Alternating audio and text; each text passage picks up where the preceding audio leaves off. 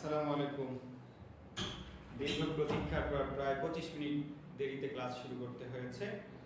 কারণ হলো আমাদের নেটওয়ার্ক সমস্যা ছিল।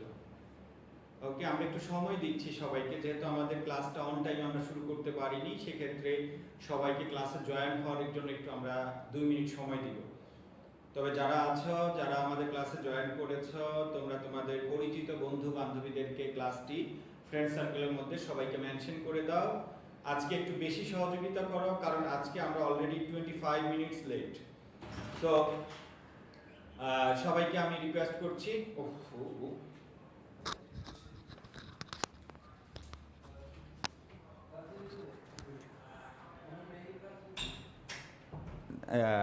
ক্লাস দেরি করার কারণে আসলে মাইক্রোফোন ইউজ করতে ভুলে গিয়েছি। তো যাই হোক, আমি আবারও বলছি, সবাইকে বলছি, তোমরা যারা দীর্ঘক্ষণ অপেক্ষা করছো, তোমাদেরকে আসলে কি বলবো, আমার ভাষা নেই। আমরা অনেক চেষ্টা করেছি, টেকনিক্যাল প্রবলেম তো এইটাতে কারো হাত নেই। তো যাই হোক, সবাইকে মেনশন করে দাও আমাদের ক্লাসে জয়েন করার জন্য, যেহেতু আজকের ক্লাসটি আমাদের একটি ফ্রি লাইভ ক্লাস। ফ্রির মানে এইরকম না যে এটা একদম ফ্রি, আই মিন অবশ্যই তোমরা সবাই গুরুত্ব সহকারে দেখবে। ওকে, সাউন্ড ক্লিয়ার আছে কিনা সবাই একটু আমাদের একটু নক করো, সাউন্ড ক্লিয়ার আছে কিনা, সাউন্ড ক্লিয়ার কিনা।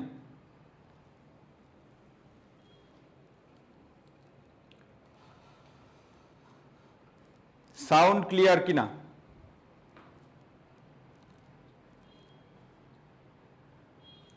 সাউন্ড ক্লিয়ার কিনা, all clear, thank you very much.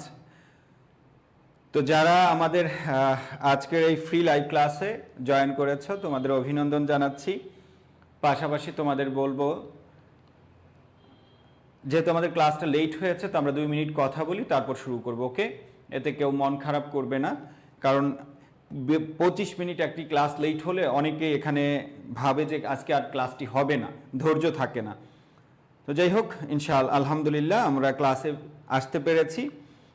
আর আমরা আবারও আমাদের সেই ভাইদের প্রতি কৃতজ্ঞতা প্রকাশ করি এবং প্রার্থনা করব, যাদের জীবনের বিনিময়ে আমাদের দেশ এখন সবাই আমরা বৈষম্য মুক্ত হতে পেরেছি, এবং এর সুযোগটা আমরা যারা এখানে উপস্থিত আছি, বিশ্ববিদ্যালয়ে ভর্তিকৃত যারা বিশ্ববিদ্যালয়ে ভর্তি হবে, তারা এর সুযোগ সুবিধাটা অনেক বেশি অংশে আমরা ভোগ করব। তো সেই ভাইদের জন্য আমাদের দোয়া সবসময় থাকবে, এটা হলো বিষয়। আর যারা আমার প্রিয় স্টুডেন্ট, যারা আগে আমার ক্লাস করেছো, তাদের প্রতি আমার একটাই রিকোয়েস্ট, ক্লাসটি শেয়ার করে দাও তোমার আইডিতে, যেন তোমার পরিচিত বন্ধু বান্ধবীরা দেখতে পারে, যারা সেকেন্ড টাইম ভর্তি পরীক্ষা দিবে। আর যারা যদি 2-1 ফার্স্ট টাইম এখানে আসো, উপস্থিত হয়ে যাও, তোমার যদি ফ্রি সময় থাকে, তুমি আমাদের ক্লাসটিতে কন্টিনিউ করতে পারো ক্লাসটি। ওকে,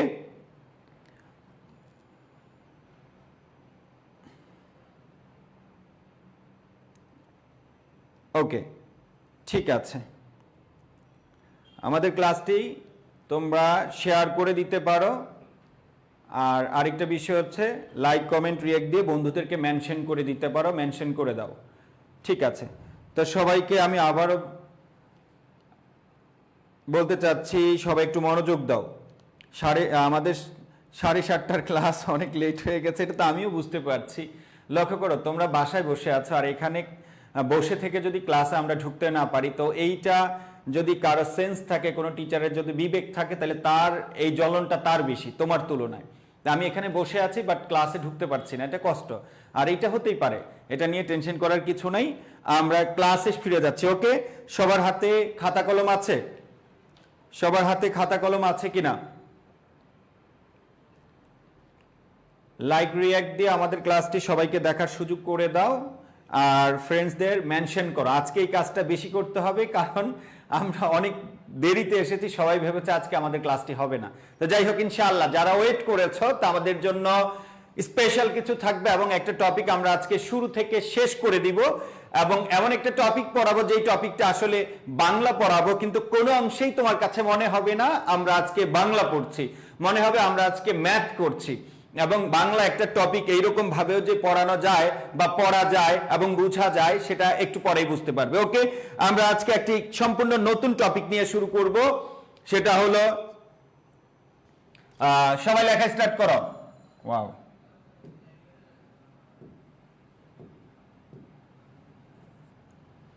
কি colour, what a colour, red colour, no red.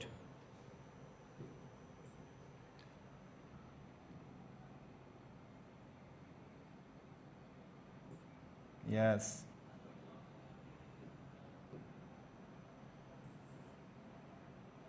Wow.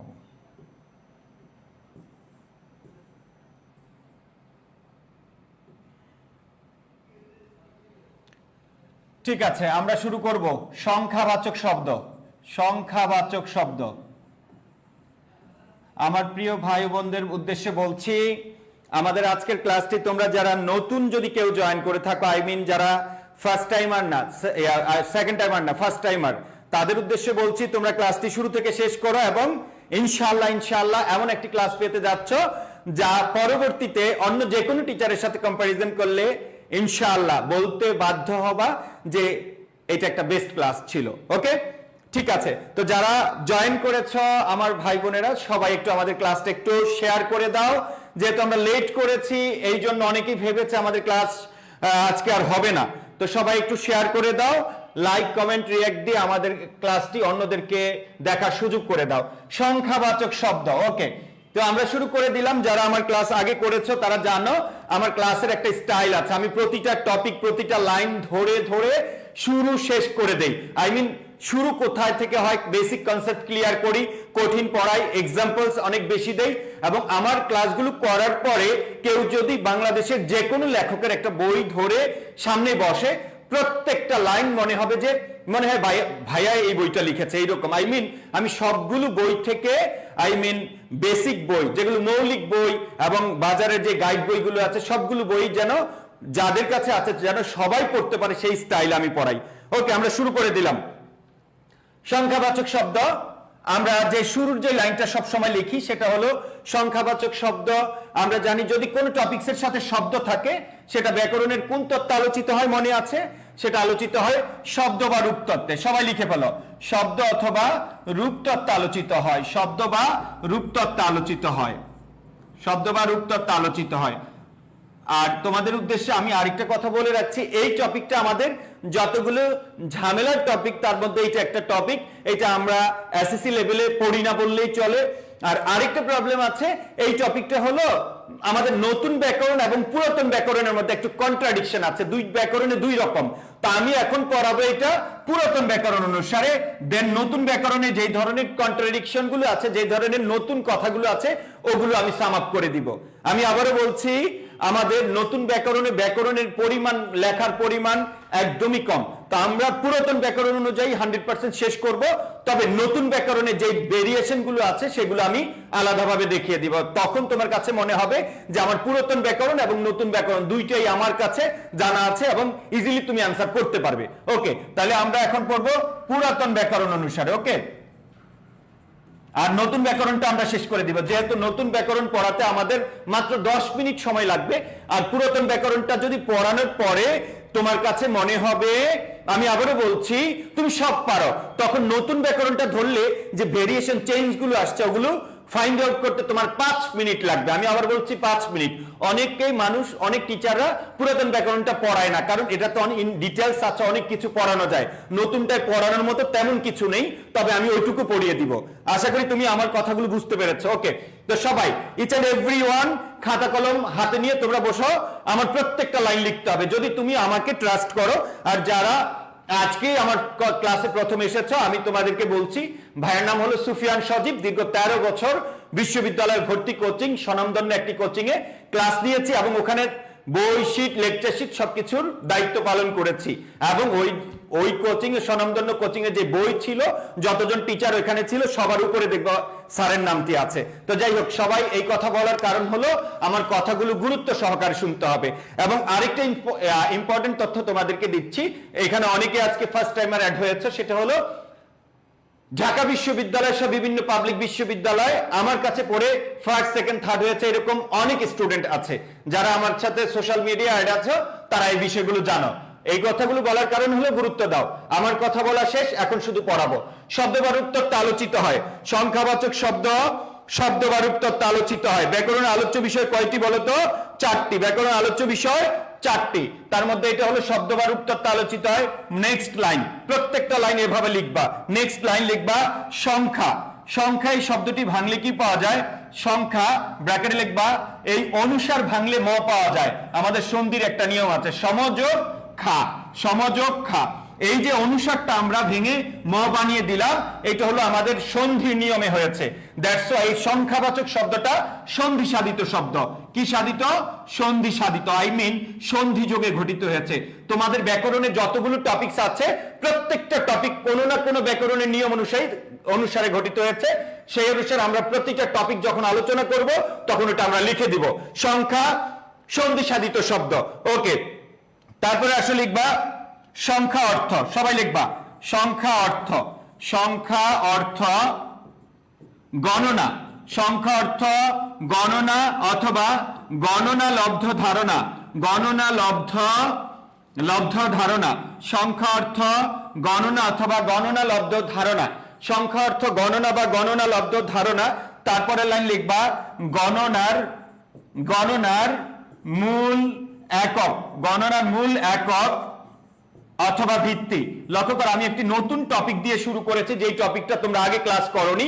আমি এটাই বোঝাতে চাচ্ছি, যদি কেউ চেষ্টা করে ভালোভাবে বুঝিয়ে দেয় তাহলে যে কোনো জিনিস মুখস্থ করা সম্ভব, পারা সম্ভব, বোঝা সম্ভব। ওকে, গণনার মূল একক অথবা ভিত্তি হলো 1। গণনার মূল একক অথবা ভিত্তি হলো 1। তুমি যা কিছু গণবা এর ভিত্তি কত? 1। তোমাকে যদি আমি বলি 5, তাহলে কি হলো ভাই? 1 যোগ 1 যোগ 1 যোগ 1 যোগ 1। তোমাকে যা কিছু বলো এর মূলে কত ভাই? 1। তাহলে গণনার মূল কত? মূল একক, সরি, গণনার মূল একক হলো, মূল একক অথবা ভিত্তি হলো 1। তুমি যাই বলো, 500 বলো এর মূলে কিন্তু 1, 1000 বলো এর মূলে 1, আই মিন যত কিছুই গুনবা এর ভিত্তি কত? 1 হবে। ওকে, তারপরে আসো, আমরা এই পর্যন্ত লেখা শেষ সবার? গণনার ভিত্তি বা মূল একক হলো কি? 1। এই পর্যন্ত সবার লেখা শেষ?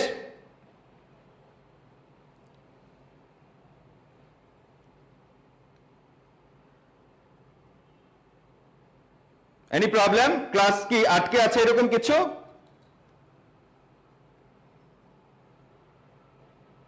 ওকে, ঠিক আছে, থ্যাংক ইউ। তাহলে আমরা এটা মুছে ফেলি, আমরা নেক্সট স্লাইড, নেক্সট যাচ্ছি।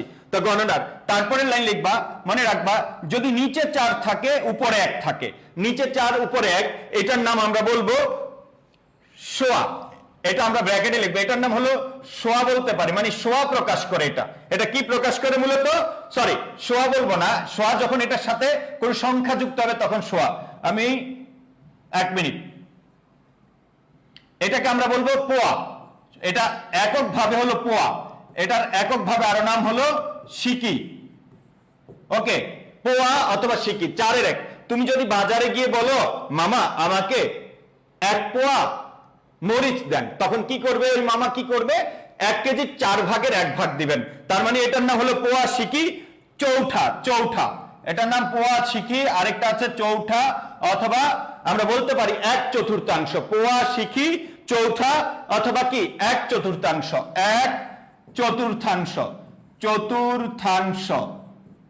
1/4। লক্ষ্য করো, তাহলে 4 নিচে 4 উপরে 1, এটাকে আমরা ইন্ডিভিজুয়ালি বলবো পোয়া সিকি চৌঠা অথবা 1/4। এটা যদি কোনো সংখ্যার সাথে বসে, আই মিন এটার আগে যদি কোনো পূর্ণ সংখ্যা বসে, তখন এটার নামটা কি হয়ে যাবে? চেঞ্জ হয়ে যাবে, পরিবর্তন হয়ে যাবে। আশা করি বুঝতে পেরেছ। তারপরে আমরা যদি বলি এরকম নিচে 2 উপরে 1, এটাকে আমরা বলবো আধা। এটাকে আমরা কি বলবো? আধা অথবা অর্ধেক, অথবা কি অর্ধেক। যখন যেটার সাথে বসে ওইভাবে আমরা কি, অথবা আমরা এটাকে বলতে পারি অর্ধ, অথবা বলতে পারি কি। Any problem? আটকে গেল?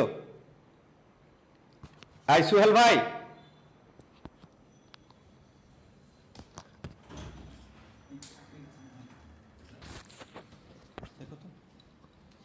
কি চার্জ শেষ?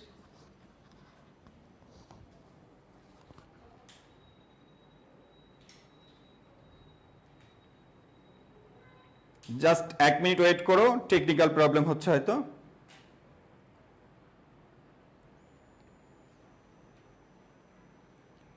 Everything right? ওকে, ঠিক আছে,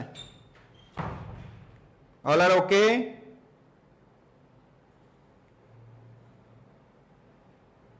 ওকে, যেটা বললাম তো এটার নাম হলো আধা, অর্ধেক অথবা অর্ধ। আধা, অর্ধেক অথবা কি অর্ধ, আমরা এভাবে চিন্তা করব। আচ্ছা, আমি লক্ষ্য করছি মাঝে মধ্যে লিখতে লিখতে আর মোবাইলের দিকে তাকানো হচ্ছে না, ওইদিকে প্রবলেম হয়ে যাচ্ছে এক দুবার। যদি প্রবলেম হয় আবার তোমরা ওয়েট করবে, অবশ্যই ক্লাস পুনরায় শুরু হবে ইনশাআল্লাহ।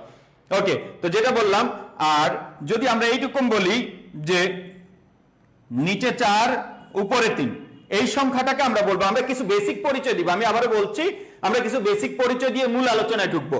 সংখ্যাগুলো আগে আমাকে শিখতে হবে, কোন কোন সংখ্যাগুলো আসবে।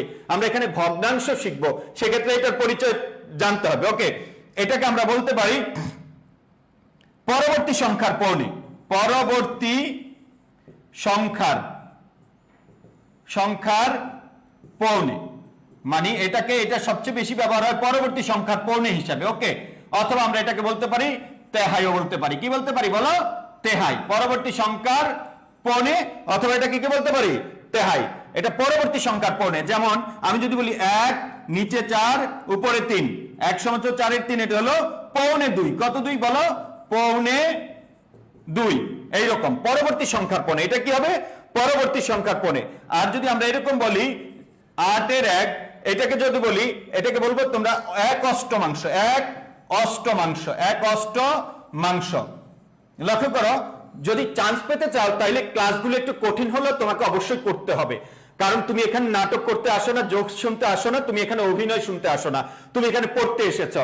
যারা সত্যিকার অর্থে বিভিন্ন বিশ্ববিদ্যালয়ে পড়তে চাও, তোমার সত্যি সত্যি তুমি কোনো বিশ্ববিদ্যালয়ে at any how at any cost chance পেতে চাও, তাহলে প্রত্যেকটা টপিক তোমাকে বুঝতে হবে। আর যেভাবে পড়াই এভাবে যদি নোট করার পরে তুমি একই জায়গা থেকে বারবার ট্রাই করো, মুখস্থ করলেও তুমি চান্স পেয়ে যাবে ইনশাআল্লাহ।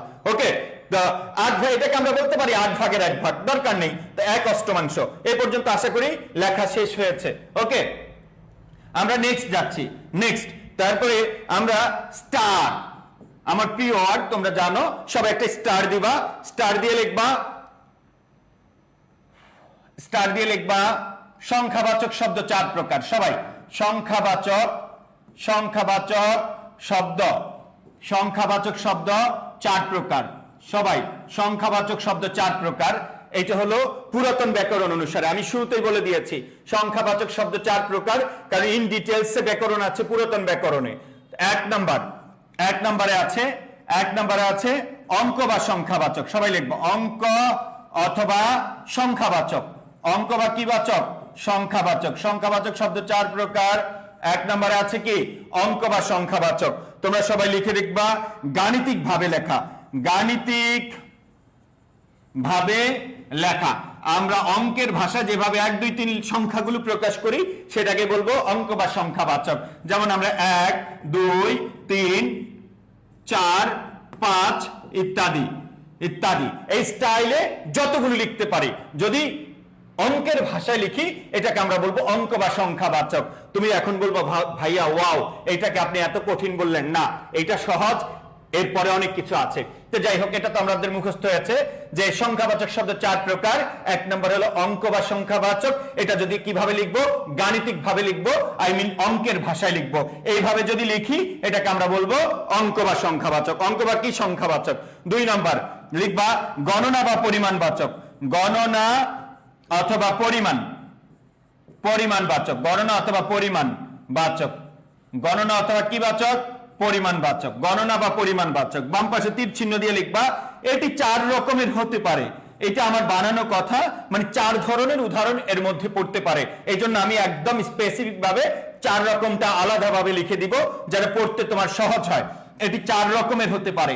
এটি 4 রকমের হতে পারে। এটি 4 রকমের হতে পারে। এটি 4 রকমের হতে পারে। যেহেতু এগুলো আমরা 1 2 এভাবে লিখছি, সংখ্যাটা আমরা পাল্টে দিব। এর মধ্যে 1 নাম্বার এভাবে লেখো বাংলায় বানান করে। বাংলায়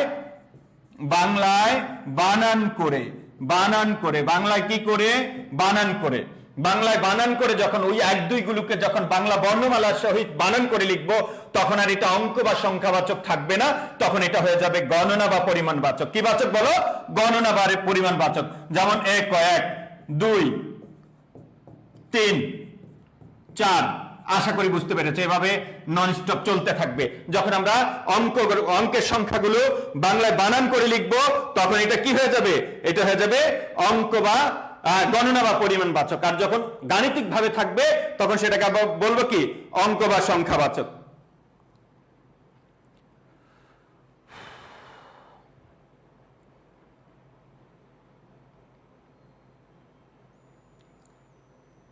লেখা শেষ সবার? লেখা শেষ সবার? জি, আমাদের ক্লাস অ্যাডমিশন সেকেন্ড টাইমকে জন্য বলছো, তবে সেকেন্ড টাইম ফার্স্ট টাইম পড়াশোনা সব কিন্তু একরকম। সেকেন্ড টাইমদেরকে একটু বেশি পড়তে হয় কারণ তাদের আর পরীক্ষা দেওয়ার সুযোগ থাকে না, কিন্তু পড়াশোনা সবকিছুই একরকম। ওকে, তাহলে আমরা লিখছি গণনা বা পরিমাণবাচক কয় রকম? 4 রকম। 1 নাম্বার লিখলাম বাংলায় বানান করে। 2 নাম্বার লিখবা বহু এককের সমষ্টি হলে, বহু এককের সমষ্টি হলে, সমষ্টি বোঝালে, বহু এককের সমষ্টি বোঝালে। প্রিয় ভাই বোনেরা সবাই একটু মনোযোগ দিয়ে ক্লাসটি করো। বহু এককের সমষ্টি বোঝালে অপ্রয়োজনীয় কথা ইনবক্সে বলার দরকার নেই। ওকে, মনে রাখবা যারা অপ্রয়োজনীয় একদম প্রয়োজন ছাড়া কথা বলো তার মানে তুমি এখান থেকে বুঝতে পারতেছো সবাই তো ঢাকা বিশ্ববিদ্যালয় বিভিন্ন পাবলিক বিশ্ববিদ্যালয়ের চান্স পাবে না। ওকে, যারা সেকেন্ড টাইমার দিচ্ছ তো তারাই চান্স পাবে, যারা সিরিয়াস তারাই চান্স পাবে, যারা একটু বেশি পড়ে তারাই চান্স পাবে, যাদের মনোযোগ একটু বেশি তারাই চান্স পাবে, যাদের স্যাক্রিফাইসটা একটু বেশি। আল্লাহও জিনিসটা দেখবে। তুমি এট এ টাইম এনজয় করবা, মজা করবা, প্রেম করবা, চ্যাটিং করবা, আবার তুমি চান্সও পেয়ে যাবে। দুনিয়াটা এত সোজা না, তোমাকে স্যাক্রিফাইস করতে হবে। তুমি যত বেশি স্যাক্রিফাইস করবা চান্স পাওয়ার প্রবণতা তত বেশি বাড়বে। এই স্যাক্রিফাইসটা হলো পড়াশোনার মাধ্যমে। ওকে, তো বহু এককের সমষ্টি হবে। গণনা বা পরিমাণবাচক কয় রকম? 4 রকম। 1 নাম্বার বাংলায় বানান করে, 2 নাম্বার বহু এককের সমষ্টি হলে।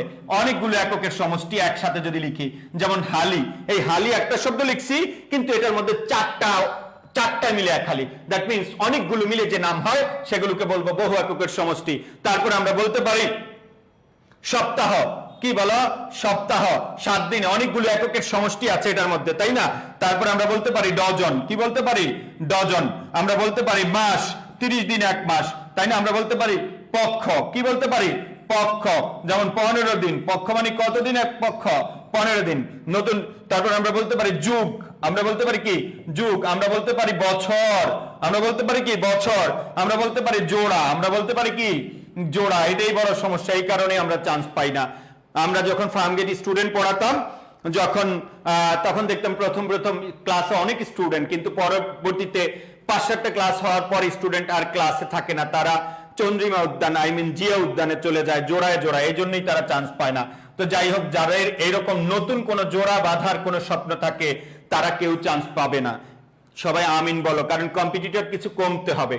আকাজ কুকাজ করে বেড়াবা আবার চান্স পাবা, সম্ভব না, আল্লাহ এটা দিবেন না। সে অবশ্যই তোমাকে ছাড় দিতে হবে। তাহলে বহু এককের সমষ্টি বোঝালে কি হবে? গণনা বা পরিমাণবাচক। এটা কয় রকম হয়? 4 রকম। 1 নম্বরে বাংলায় বানান করে, 2 নম্বরে বহু এককের সমষ্টি হলে, 3 নাম্বার লিখবা গুণবাচক হলে। আমি আবারও বলছি এটা কোনো বইয়ের ভাষা না, এগুলো আমার মানে নিজের মতো করে তোমাদেরকে পড়াচ্ছি যেন সহজে বুঝতে পারো। গুণবাচক হলে, কি বাচক হলে বলো? গুণবাচক হলে। এই গুণটা কি রকম? যেমন আমরা নামতা পড়ি না, 2 দুগুণে 4, 2 দুগুণে, ওই মাঝখানে যে একটা শব্দ বললাম দুগুণে, 3 তিরিককে, 3 কি হয়? 3 তিরিককে আমরা বলি, রাইট? তিরিককে, এগুলো হলো গুণবাচক। আমরা যদি বলি 9 গুণ 9, তাহলে কি হয়? 9 9 81, এই যে নংটা হলো কি? গুণবাচক। যদি কোনো গুণবাচক ওয়ার্ড পড়ে, যেমন আমরা যদি বলি 20 গুণ 20, এটাকে আমরা কি বলবো? 20 বিষম। 20 কি বলো? বিষম। যদি কোনো গুণবাচক ওয়ার্ড পড়ে এই গুণগুলোকে আমরা বলবো গণনা বা পরিমাণবাচক। এটা কয় রকম? 4 রকম। বাংলায় বানান করে বহু এককের সমষ্টি হলে, গুণবাচক হলে। ওকে, আরেকটা কোন কথা রাখবা, কোন শব্দের শেষে যদি সংখ্যা থাকে সেগুলো গুণ বুঝায়। সংখ্যাবাচক, আমি আবারও বলছি, সংখ্যাবাচক শব্দের শেষে যদি অনুসার থাকে সেটা গুণবাচক হয়। কি বাচক হয়? গুণবাচক হয়। আশা করি বুঝতে পেরেছ। তারপরে আমরা বলেছি গণনা বা পরিমাণবাচক কত রকম? 4 রকম হয়। গণনা বা পরিমাণবাচক কত রকম হয়? 4 রকম হয়। এবার নাম্বার 4 আমরা কি বলছি? 3 নাম্বার পর্যন্ত পড়েছি মনে হয়, সেটা হলো গুণবাচক হলে। নাম্বার 4 লিখবা ন্যূনতা অথবা আধিক্য হলে, ন্যূনতা বানান ঠিক করে লিখবা, ন্যূনতা অথবা আধিক্য, আধিক্য বোঝালে, ন্যূনতা অথবা কি বোঝালে, আধিক্য বোঝালে। তারপর আমরা কি বলবো, গণনা বা পরিমাণ বাচক, ব্র্যাকেটে লিখবা ভগ্নাংশ থাকবে, ভগ্নাংশ কি থাকবে বলো, ভগ্নাংশ থাকবে, ভগ্নাংশ থাকবে। ন্যূনতা বা আধিক্য বোঝালেও আমরা সেগুলোকে কি বলবো, গণনা বা পরিমাণ বাচকের মধ্যে পড়েছে। আবারও বলছি, ন্যূনতা বা আধিক্য বোঝালে আমরা বলবো গণনা বা পরিমাণ, কারণ গণনা বা পরিমাণ আমি 4 ধরনের ওয়ার্ড আইডেন্টিফাই করেছি। আবার একটু রিমেম্বার করে দিচ্ছি, সাম আপ করে দিচ্ছি। বাংলায় যদি বানান করে লেখো 1 ও 1 2 রসই 2, তাহলে গণনা বা পরিমাণ বাচক। যদি অনেকগুলো এককের সমষ্টি হয়, যেমন হালি, সপ্তাহ, ডজন, মাস, বছর, যুগ, জোড়া, গণনা বা পরিমাণ বাচক। যদি ওয়ার্ডটা গুণবাচক হয়, তাহলে আমরা তাকে বলবো গণনা বা পরিমাণ বাচক। যদি ভগ্নাংশ হয়, তাহলে আমরা তাকে কি বলবো, গণনা বা পরিমাণ বাচক।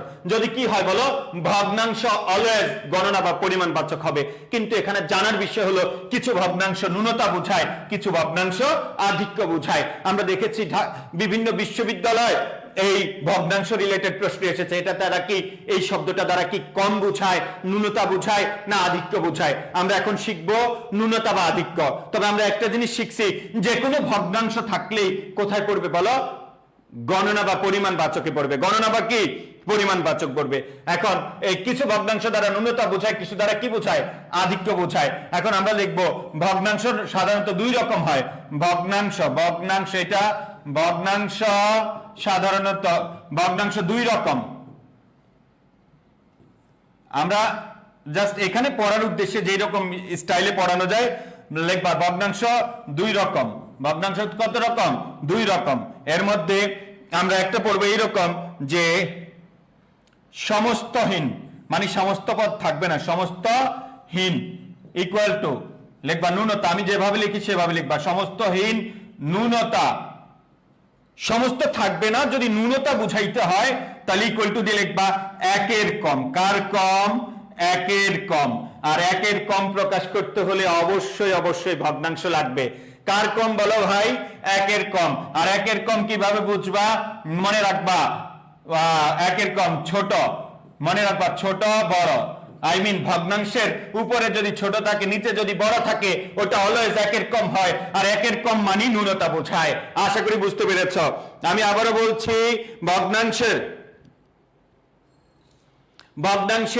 ভগ্নাংশের যদি 1 এর কম বুঝায় তাহলে ন্যূনতা হবে, যে কোনো 1 এর কম বুঝাইলে ন্যূনতা হবে। এখন 1 এর উপরে বুঝাইলে আধিক্য।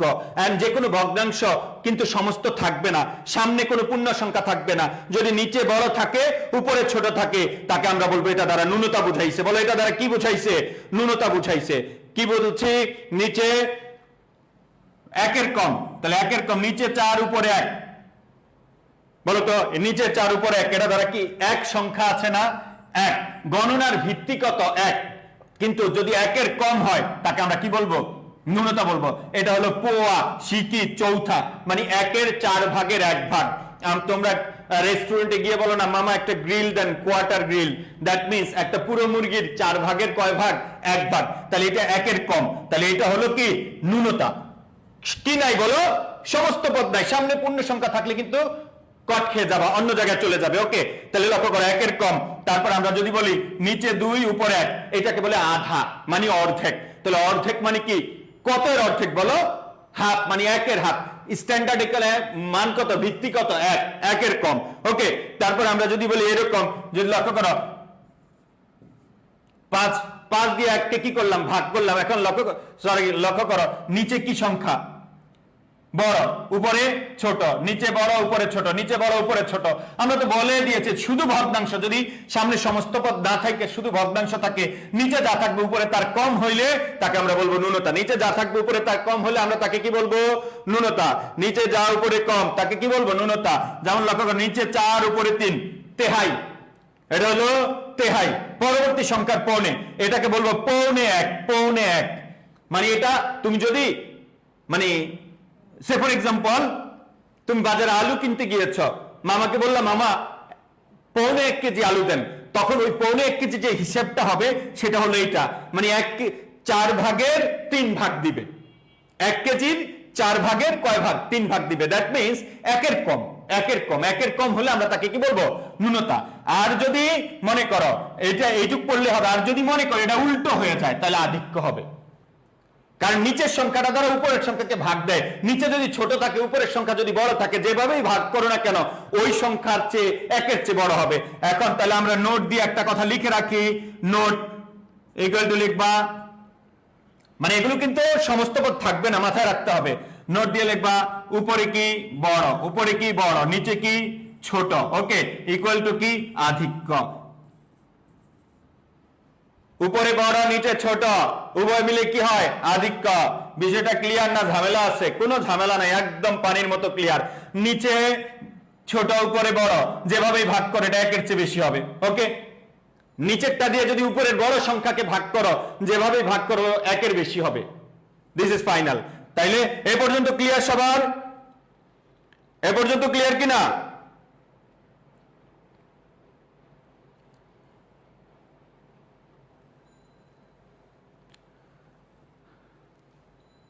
ক্লিয়ার সবার? ওকে, জি ভাইয়া ফারহান হোসেন ভাইয়া প্লিজ আরেকবার বুঝান। ভাইয়া আমি আবারও বলছি, যে কোনো ভগ্নাংশের নিচে বড় সংখ্যা থাকবে, উপরে ছোট সংখ্যা থাকবে, সামনে কোনো পূর্ণ সংখ্যা থাকবে না। সামনে দেখো কোনো পূর্ণ সংখ্যা নাই, সমস্ত পদ নাই, নিচে বড় উপরে ছোট, এটা দ্বারা একের কম বুঝায়। আর একের কম বুঝাইলে ন্যূনতা হয়। আর যদি নিচে ছোট সংখ্যা থাকে, নিচে ছোট উপরে বড় থাকে, তখন ওটা দ্বারা আধিক্য বোঝায়। আশা করি সবাই বুঝতে পেরেছ। অত কঠিন করে পড়াইনি, আমি যেভাবে পড়াচ্ছি আজকে তুমি দেখো, তুমি যদি অতীতে কারো ক্লাস করে থাকো অথবা ভবিষ্যতে কারো ক্লাস করে থাকো, ইনশাল্লাহ অবশ্যই প্রতিটা ক্লাস ব্যতিক্রম হবে, প্রতিটা ক্লাস ইনফরমেটিভ হবে, প্রতিটা ক্লাস অনেক গুছানো হবে, প্রতিটা ক্লাস শুরু এবং শেষ থাকবে, সিকোয়েন্স থাকবে, প্রতিটা ক্লাস অবশ্যই অনেক বেশি ইনফরমেশন থাকবে অন্য যে কোনো কারোর তুলনায়। কারণ আমি পরিশ্রম করি, আমি পড়াই, আমি বুঝি কিভাবে পড়াইতে হয়। আশা করি বুঝতে পেরেছ। জি থ্যাংক ইউ। তারপরে তাহলে আমরা ন্যূনতাটা সমস্তহীন বলেছি, কারণ এটা কয় রকম হয়? 2 রকম, সমস্তহীন। এবার আসো আমরা পড়ব সমস্ত সহ। কি সহ বলো? সমস্ত সহ। লক্ষ্য করো, একটা নতুন টপিক পড়াচ্ছি, বাট তোমরা বুঝতে পারতেছো, এতে আমারও ভালো লাগতেছে। ওকে, সমস্ত সহ, সমস্ত পদ থাকবে ভগ্নাংশ, সমস্ত সহ ইকুয়াল টু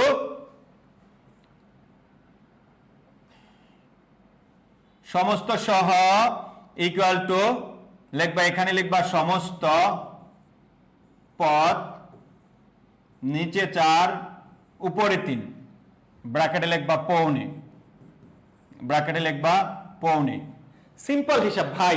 এই স্টাইল তুমি যেভাবে দেখছো, তুমি শুধু আমার এটা পড়ে তারপর বই পড়তে যাবা, এরকম ভাবে তুমি বই পড়ে কিছুই বুঝবা না, বাট আমারগুলো পড়ার পরে তুমি পরীক্ষা আনসার করতে পারবা, কারণ এর বাইরে কোনো নিয়ম নেই। ওকে, সবকিছু পড়িয়ে দিব। সামনে একটা সমস্ত পদ থাকার পরে যদি নিচে 4 উপরে 3 থাকে, আই মিন ওই যে তেহাই শব্দটা থাকে, আই মিন পরবর্তী সংখ্যার পৌনে, সামনে সমস্ত পদ নিচে 4 উপরে 3, এটাকে বলবো পৌনে। সামনে সমস্ত পদ নিচে 4 উপরে 3, এটাকে আমরা কি বলবো? পৌনে বলবো। সামনে সমস্ত পদ নিচে 4 উপরে 3, এটাকে আমরা কি বলবো? পৌনে। লক্ষ্য করো, বললাম 1 সমস্ত 4-এর 3, 1 সমস্ত 4-এর 3। আমরা আগে বলেছিলাম এই 4-এর 3 পৌনে হবে। কি হবে বলো? পৌনে। তাহলে লক্ষ্য করো, এটা হবে পৌনে।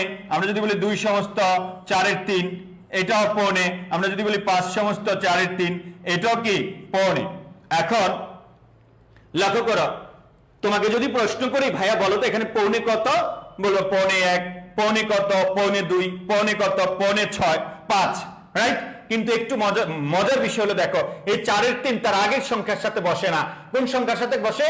পরের সংখ্যার সাথে। বলো 4-এর 3 তার আগের সংখ্যার সাথে বসে না, কোন সংখ্যার সাথে বসে? পরের সংখ্যার সাথে। কিভাবে? লক্ষ্য করো, এই যে সে ফর এক্সাম্পল এটা একটা ঘড়ি, এটা একটা কি? ঘড়ি। সবাই একটু মনোযোগ দাও। 9টা, 6টা, এখানে কি? 3টা, এখানে হলো 11টা। লক্ষ্য করো, এটা হলো ঘন্টার কাঁটা। সবাই একটু মনোযোগ দিবা, মনোযোগ দিতে হবে। এটা হলো মিনিটের কাঁটা। ওকে, এটা হলো ঘন্টার কাঁটা, আর এটা হলো কি? মিনিটের কাঁটা। এখন এই ঘড়িটায় কয়টা বাজে? আই মিন এই ঘড়িতে কতটা বাজে? কেউ কি বলতে পারবা? সবাই একটু বলো তো, এই ঘড়িতে সময় কয়টা বাজে? এই ঘড়িতে কতটা বাজে?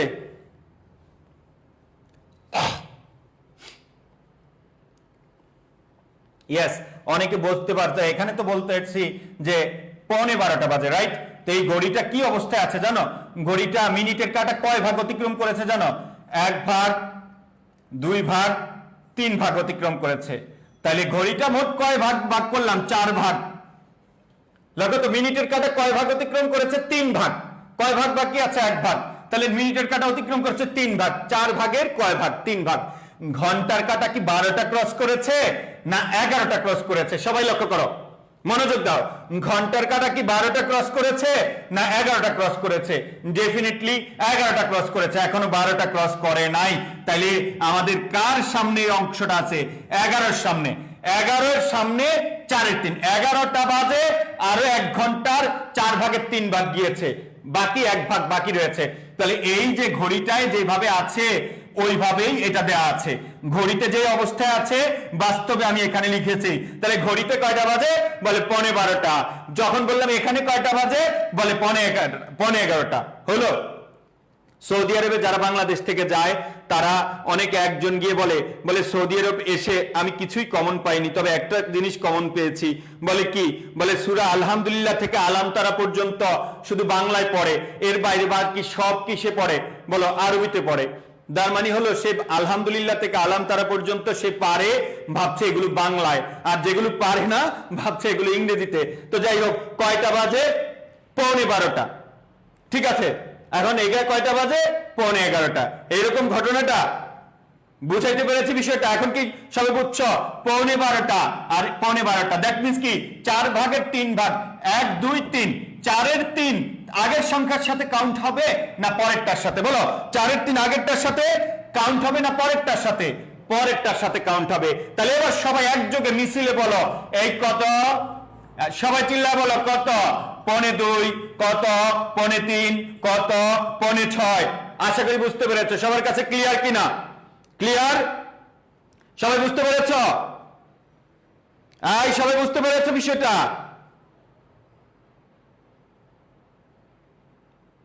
ওকে, ঠিক আছে।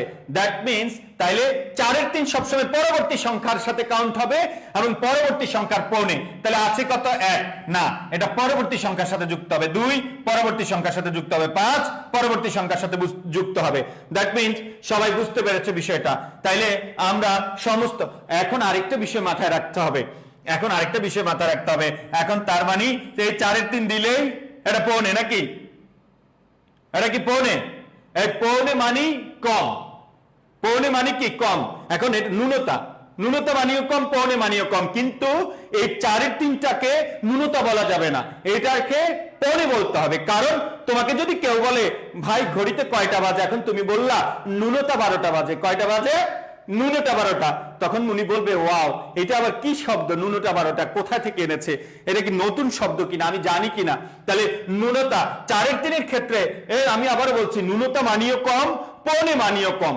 কিন্তু 4-এর 3 ন্যূনতা বলা যাবে না। কারণ তুমি কি কখনো বলবে ন্যূনতা 12টা বাজে? না, আমি বলবো না, আমি বলবো পৌনে 12টা বাজে। আশা করি বুঝতে পেরেছ। ওকে, আশা করি সবাই বুঝতে পেরেছ। তাইলে আমরা যেই জিনিসটা ট্রাই করছি সেটা সবাই বুঝতে পেরেছে। ওকে, তাহলে সমস্ত সহ ক্লিয়ার সবার কাছে? Any problem?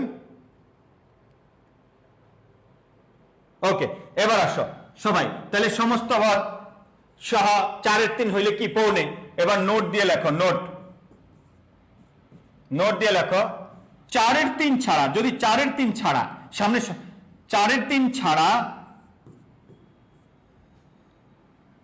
সমস্ত পদ সহ সকল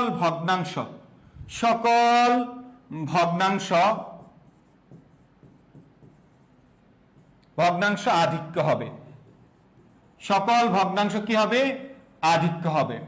4-এর 3 ছাড়া, 4-এর 3 ছাড়া, আবারও বলছি 4-এর 3 ছাড়া সমস্ত পদ সহ সকল ভগ্নাংশ, মানে সামনে সমস্ত পদ থাকে যদি 4-এর 3 মিলে তাহলে পৌনে, আর না মিললে সব কি? আধিক্য। এখন লক্ষ্য করো, সামনে সমস্ত পদ, নিচে 4, উপরে 1। বলো 4-এর 3 মিলছে? মিলে নাই, না মিললে কি? আধিক্য। বলছি তো 4-এর 3 ছাড়া সমস্ত পদ সহ সকল ভগ্নাংশ কি হবে? আধিক্য হবে। তাহলে 4/3 সামনে ভগ্নাংশ, তাহলে এটা কি হবে বলো, এটা হবে আধিক্য। এটা মুখস্থ করেছি, তাহলে আমরা 2 দিয়ে 2 এর 1, 4/3 মিলেছে না, না মিললে কি হবে বলো, আধিক্য। না মিললে কি হবে, আধিক্য। আর মিললে কি হবে, পৌনে। 4/3 মিললে কি হবে, পৌনে। এখন বলো তো এটা কত, 4/3 মিলে নাই, তাহলে আধিক্য। যেহেতু কি আছে, সমস্ত পদ আছে, কারণ 4/3 মিললে পৌনে, না মিললে দুনিয়ার যত আছে সব আধিক্য। আর 4/3 মিলে নাই, তাহলে আধিক্য। এবার বাস্তবে আসো, 1.1 মানে 1-এর বেশি, আড়াই মানে 2 এর বেশি। দ্যাট মিন্স বেশি হলে আধিক্য। সেটা তো আমরা এক কথা বলেছি, 4/3 মিললে পৌনে, না বাকি সব আধিক্য। কারণ পূর্ণ সংখ্যা সামনে থাকলেই 4/3 হইলেই শুধু পৌনে হয়, বাকি সব আধিক্য হয়ে যাবে। বাকি সব কি হবে, আধিক্য হয়ে যাবে। ওকে, এখন আরেকটা প্রবলেম আছে, 4/3 মিলে নাই, সব আধিক্য নাকি? এই যে 4/3 মিলে নাই, এটা কি আধিক্য না ন্যূনতা? 4/3 মিলে নাই, এটা কি আধিক্য না ন্যূনতা? অবশ্যই ন্যূনতা, কারণ সমস্ত পদ নাই। এগুলো বলেছি সমস্ত পদ সহ। আমি আবারও বলি, 4/3 মিলছে, এটা কি পৌনে? ইয়েস, এটা হলো পৌনে 1। তবে এটা পৌনে 1 বুঝাইলে এটা কিন্তু ন্যূনতা হবে। কি হবে, ন্যূনতা হবে। ওকে, এখন এটা যদি পৌনে যদি ভগ্নাংশ থাকতো তাহলে এক হিসাব, আর ভগ্নাংশ ছাড়া বাকি ভিন্ন হিসাব। ওকে, এটা ন্যূনতা বুঝাইছে। তারপর আসো, আমি যদি বলি এরকম যে 4/1, তাহলে এটা কি শুধু একক ভাবে বসলে ন্যূনতা, আর যদি 1 সামনে পূর্ণ সংখ্যা থাকে তাহলে এটা আধিক্য। আশা করি বুঝতে পেরেছ। এখন তোমাকে বললাম 4/3 না মিললে সব কি আধিক্য, 4/3 না মিললে সব কি আধিক্য। এখন বিশ্ববিদ্যালয়ে ভর্তি পরীক্ষা প্রশ্ন এসেছে এরকম, যে লক্ষ্য করো, এরকম যদি আসে যে এরকম যদি আসে, তখন বলবে এটা কি ন্যূনতা না আধিক্য? তুমি বলবা ওয়াও, কমন পড়েছে, সুফিয়ান সজীব ভাই বলেছে 4/3 না মিললে দুনিয়ায় যা আছে সব কি হয়ে যাবে, আধিক্য হয়ে যাবে। এখানেও 4/3 মিলে নাই, তাহলে এটা কি হবে, আধিক্য হবে। এরকম নো, লক্ষ্য করো, এটা যদি আমরা এরকম বলি, এরকম 0 কাটা, আমরা যদি 3 5 15, 4 5 20। এখন লক্ষ্য করো, কাটাকাটি করার পরে যদি দেখো নিচে 4/3 মিলেছে, মিলছে না মিলে নাই, মিলেছে, তার মানে এটা পৌনে। তার মানে এটা কি পৌনে। দ্যাট মিন্স বড় সংখ্যা আসলে কি করব বলো, কাটাকাটি করব। বড় সংখ্যা আসলে কাটাকাটি করব। তাহলে এখানে নোট দিয়ে একটা কথা লিখে রাখবা, কাটা গেলে কাটতে হবে, তারপর অ্যান্সার করতে হবে। কাটা গেলে কাটতে হবে, তারপর অ্যান্সার করতে হবে। বড় সংখ্যা আসলে আগে কাটছাট করে ছোট করবা। যদি দেখো 4/3 মিলছে এবং সামনে পূর্ণ সংখ্যা আছে, তাহলে বলবা পৌনে। আর 4/3 মিলে নাই কিন্তু সামনে পূর্ণ সংখ্যা আছে, তাহলে বলবা আধিক্য। তাহলে এটা মনে রাখবা, কি লিখবা, কাটা গেলে কাটতে হবে। ইয়েস, কাটা গেলে কি করতে হবে, কাটতে হবে। ওকে, তারপরে আসো আমরা তাইলে গণনা বা পরিমাণবাচক কয় রকমের হয়? গণনা বা পরিমাণবাচক কত রকমের হয়? 4 রকমের হয়। গণনা বা পরিমাণবাচক 4 রকমের হয়। 1 নাম্বার হলো বাংলায় বানান করে, 2 নাম্বার বহু এককের সমষ্টি, 3 নাম্বার গুণবাচক, 4 নাম্বার ন্যূনতা বা আধিক্য হলে, এই ন্যূনতা বা আধিক্য প্রকাশ করতে হলে, ভগ্নাংশ প্রকাশ করতে হলে 2টা বিষয় মাথায় রাখতে হয়। ভগ্নাংশগুলো সমস্ত পদ সহ থাকতে পারে, আবার সমস্ত পদ ছাড়াও থাকতে পারে। সেক্ষেত্রে সমস্ত ছাড়া যদি হয়, তাহলে নিচে যা থাকবে উপরে তার ছোট হলে ন্যূনতা। আবার বলছি, নিচে বড় সংখ্যা উপরে ছোট সংখ্যা হলে ন্যূনতা, আর নিচে ছোট সংখ্যা উপরে বড় সংখ্যা হলে আধিক্য। আর যদি সমস্ত পদ সামনে থাকে, সমস্ত পদ যদি সামনে থাকে, তাইলে কি বলবো, নিচে 4 উপরে 3 মিললে পৌনে, বাকি সব কি আধিক্য। বড় সংখ্যা আসলে কাটাকাটি করব। কি করব, কাটাকাটি করব। কাটা গেলে কাটতে হবে, তারপর অ্যান্সার করতে হবে। ওকে ওকে, স্টার, নো স্টার। এবার 3 নাম্বার, আমরা সংখ্যাবাচক শব্দ কয় প্রকার পড়েছি? আমরা সংখ্যাবাচক শব্দ কত প্রকার পড়েছি? 4 প্রকার পড়েছি। 1 নাম্বার হলো অঙ্ক বা সংখ্যাবাচক বা গাণিতিক ভাবে লেখা। 2 নাম্বার গণনা বা পরিমাণবাচক, ওটা 4 রকম পড়েছি। এবার প্রধান 3 নাম্বার। প্রধান কি? 3 নাম্বার। প্রধান 3 নাম্বারের একটা আমরা পড়বো এখন। ওকে, প্রধান 3 নাম্বারের একটা হলো ক্রমবাচক। কি বাচক? ক্রম বা পূরণবাচক। ক্রম অথবা পূরণবাচক। অনেক মানুষ ক্লাস করছো, কিন্তু আমাদের ক্লাসটি শেয়ার করছো না কেউ, হতাশ। ওকে, ক্রম বা কি বাচক? পূরণবাচক। ক্রম বা পূরণবাচক। ওকে, ক্রম বা পূরণবাচক বাম পাশে লিখবা, ক্রম বা পূরণবাচক দিয়ে লিখবা ক্রমান্বয়ে, ক্রমান্বয়ে অথবা ধারাবাহিকভাবে। কিভাবে বলবো, ক্রমান্বয়ে, ধারাবাহিক না, এটা একটু চেঞ্জ করি। Any problem? আবারও প্রবলেম দেখা দিয়েছে, কেমন লাগে? ভাগ্যই খারাপ। সবাই অবশ্যই ধৈর্য ধরে অপেক্ষা করো, আমাদের ক্লাস চলতে থাকবে। যারা চলে যাবা তারা চান্স পাবা না, ওকে? 1 মিনিট।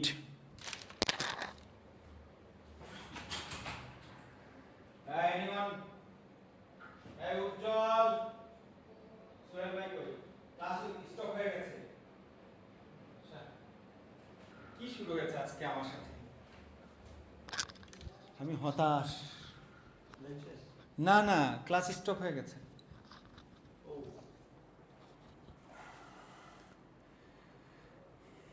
বাচ্চারা কেউ যেও না, আমরা আছি তোমাদের সাথে। এইরকম মাঝে মাঝে ক্লাস গিয়ে তোমাদের পরীক্ষা চলছে যে কারা ধৈর্য নিয়ে ক্লাসে থাকো, ওকে? ধৈর্য যাদের আছে তারাই এখানে টিকে যাবে, যারাই আজকের ক্লাসে থাকবে ধৈর্য সহকারে তারা চান্স পাবে ইনশাআল্লাহ, আমরা দোয়া করব। ওকে, ওয়েলকাম ব্যাক। আমার ক্লাসে কেমন হয় আমি কিভাবে বলবো? আমি তো কোনোভাবেই ডেইলি আগে আসি, কিন্তু আমি কোনোভাবেই ক্লাসে কি করতে পারছি না, জয়েন করতে কষ্ট হয়ে যাচ্ছে আমার। ওকে, ঠিক আছে, দেখা যাচ্ছে আছি, যাই নাই। Everything okay? আর কতবার বলবো? এটা বলতে বলতে তো একটা ক্লাস নেওয়া হয়ে গেছে।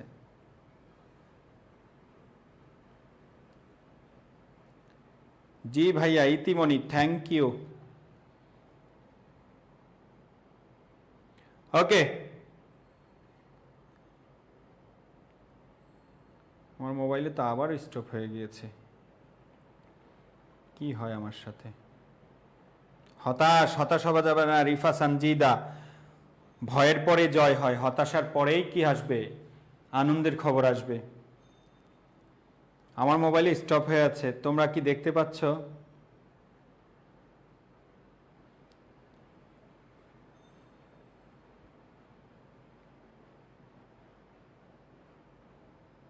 ওকে, ঠিক আছে,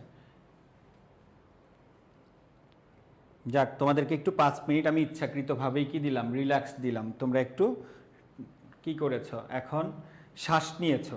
আমরা আবার শুরু করব নতুন করে, ঠিক আছে?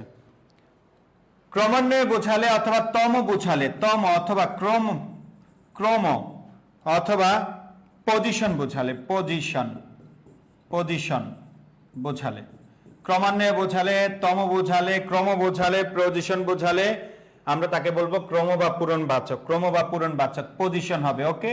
প্রথম, শর্টকাটে হতে পারে প্রথম। দ্বিতীয়, দ্বিতীয়, আমরা পুরাতন নতুন ব্যাকরণটা আমরা সাম আপ করে দিব, ওকে? তৃতীয়, তৃতীয়, এভাবে আমরা একাদশ, ঠিক আছে? 11তম হতে পারে, 11তম, এটা আবার নতুন ব্যাকরণ অনুযায়ী আবার হয়ে যায় 1100, ঠিক আছে? ওকে, যাই হোক, এগুলো আমরা বুঝিয়ে দিব। তাইলে আমরা যদি সিরিয়ালে বুঝাই, একের পর এক বুঝাই, তাহলে আমরা সেটাকে বলবো ক্রম বা পূরণবাচক। কি বাচক বলো? ক্রম বা পূরণবাচক। আশা করি বুঝতে পেরেছো। প্রথম, দ্বিতীয়, তৃতীয়, একাদশ, আবার এগুলোকে শর্টকাট ফর্মে ব্যবহার করা যাবে। নাম্বার 4, তারিখ বাচক। কি বাচক বলো? তারিখ বাচক, তারিখ বাচক, তারিখ বাচক। নাম্বার 4, তারিখ বাচক। লিখবা বাংলায় যেভাবে তারিখ লেখা হয়, বাংলায় যেভাবে তারিখ লেখা হয়, বাংলায় যেভাবে, যেভাবে তারিখ লেখা হয়, বাংলায় যেভাবে তারিখ লেখা হয়, বাংলায় যেভাবে তারিখ লেখা হয়, বাংলায় যেভাবে তারিখ লেখা হয়। তারপরে লিখবা তারিখবাচক শব্দ কতটি? তারিখবাচক শব্দ মানে তারিখ কতটি আছে ক্যালেন্ডারে? 31টি, ওকে? ব্র্যাকেটে লিখবা সর্বোচ্চ 32টি হতে পারে, সর্বোচ্চ 32টি, ওকে? এটা জাস্ট মুখস্থের জন্য পড়বা। কলকাতা এখন অনেক ক্যালেন্ডার দেখবা 32 দিন কাউন্ট করা হয়, লিপিয়ারের সাথে একটা ঝামেলা আছে, এটা একদম সিদ্ধ একটা নিয়ম।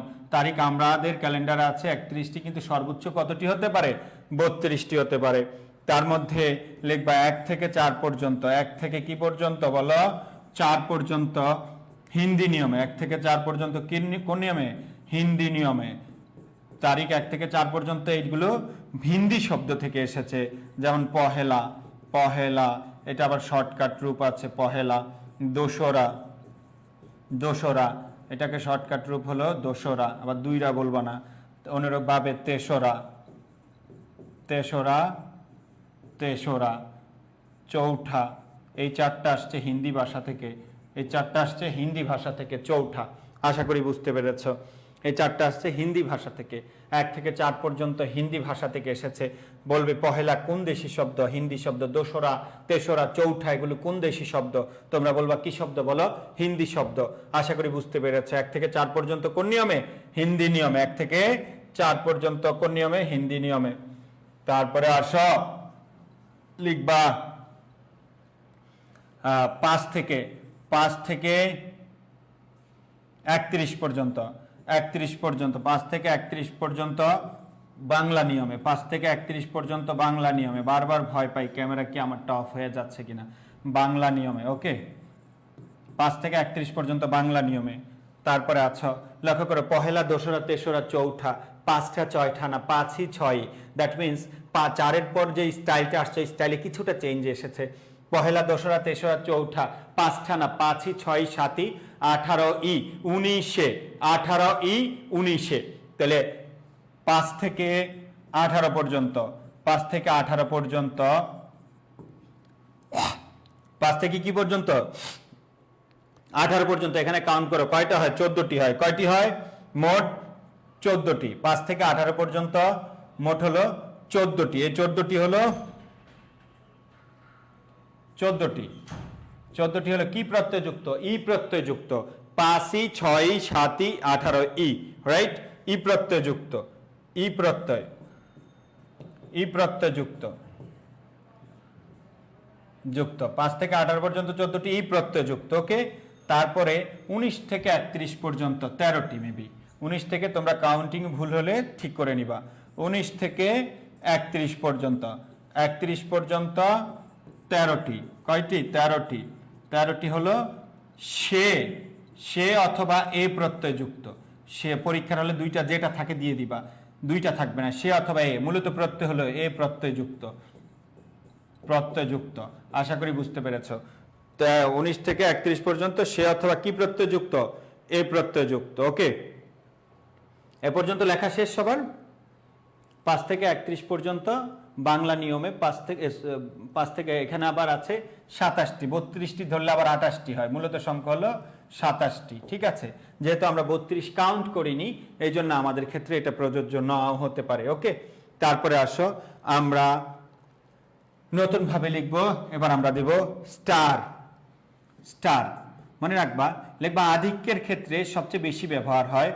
আধিক্যের ক্ষেত্রে, এই স্টার দিয়ে লিখেছ। আধিক্যের ক্ষেত্রে, আধিক্যের ক্ষেত্রে সবচেয়ে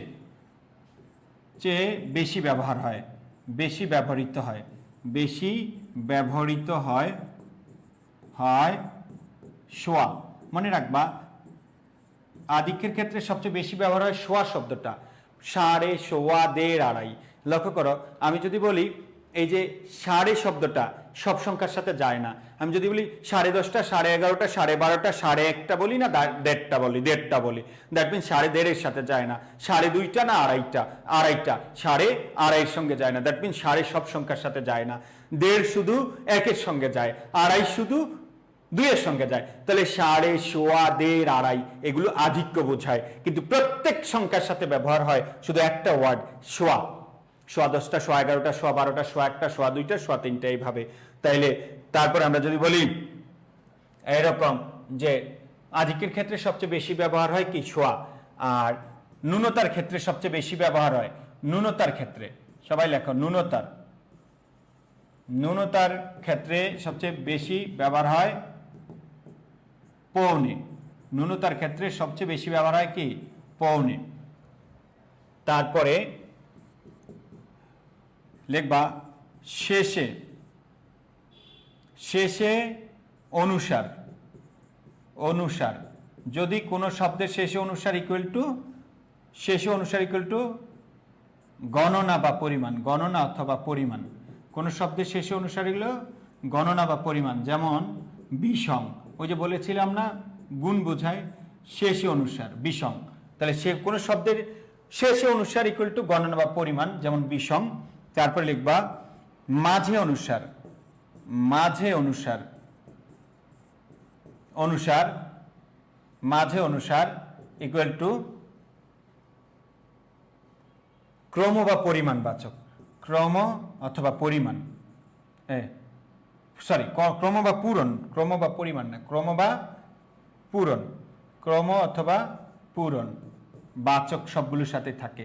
যেমন বিংশ, বিংশ মানে 20তম, ওকে, বিংশ মানে 20তম, সিরিয়াল বুঝাইছে। মাঝে অনুসার থাকলে সিরিয়াল বুঝায়, শেষ অনুসার থাকলে গুণ বুঝায়, গুণ বুঝাইলে গণনা, আর সিরিয়াল বুঝাইলে ক্রম। আশা করি বুঝতে পেরেছ। এখন এক ছেলে হাত উঠাইছে ক্লাসে, যখন আমি আগে অন্য কোচিংয়ে ক্লাস দিতাম, অফলাইনে হাত উঠাইছে, ভাইয়া মাঝে অনুসার থাকলে তো আপনি বলেছেন ক্রম বা পূরণ বাচক। আমি বলছি জি বলেছি। বলে এবার বলেন বংশ, এটার মাঝে অনুসার আছে, এটা কি ক্রম না পূরণ? আমি তো প্রথমে ভয় পেয়ে গিয়েছিলাম। আমরা তখন একটা বড় কোচিংয়ে ক্লাস নিতাম, তখন অনেক 400-500 স্টুডেন্ট সামনে থাকতো, যাই হোক ইউসিসিতে আর কি। তো 400-500 স্টুডেন্টের সামনে এরকম হাত উঠাইছে। এখন বিপদে তো পড়ে গেছি। অনেকক্ষণ ভাবার পর দেখলাম, কিরে বেটা, এটা তো কোনো সংখ্যাই না, আমরা তো সংখ্যাবাচক শব্দ পড়ছি, বংশ তো কোনো কি না, সংখ্যা না, বংশ। তাহলে আমি যেটা বলছি এটার মধ্যে তো কি থাকতে হবে, সংখ্যা থাকতে হবে। তো যাই হোক, এরকম প্রশ্ন শুনলে অপ্রস্তুত হয়ে যাইতে হয় মাঝে মধ্যে। নেক্সট আমরা কি বললাম, নেক্সট বললাম যে অনুসার দিয়ে আমরা বুঝাইলাম।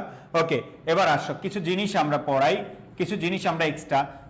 10 থেকে 18 পর্যন্ত প্রত্যেক সংখ্যার শেষে থাকবে 10, যেমন 10, একাদশ, দ্বাদশ, ত্রয়োদশ।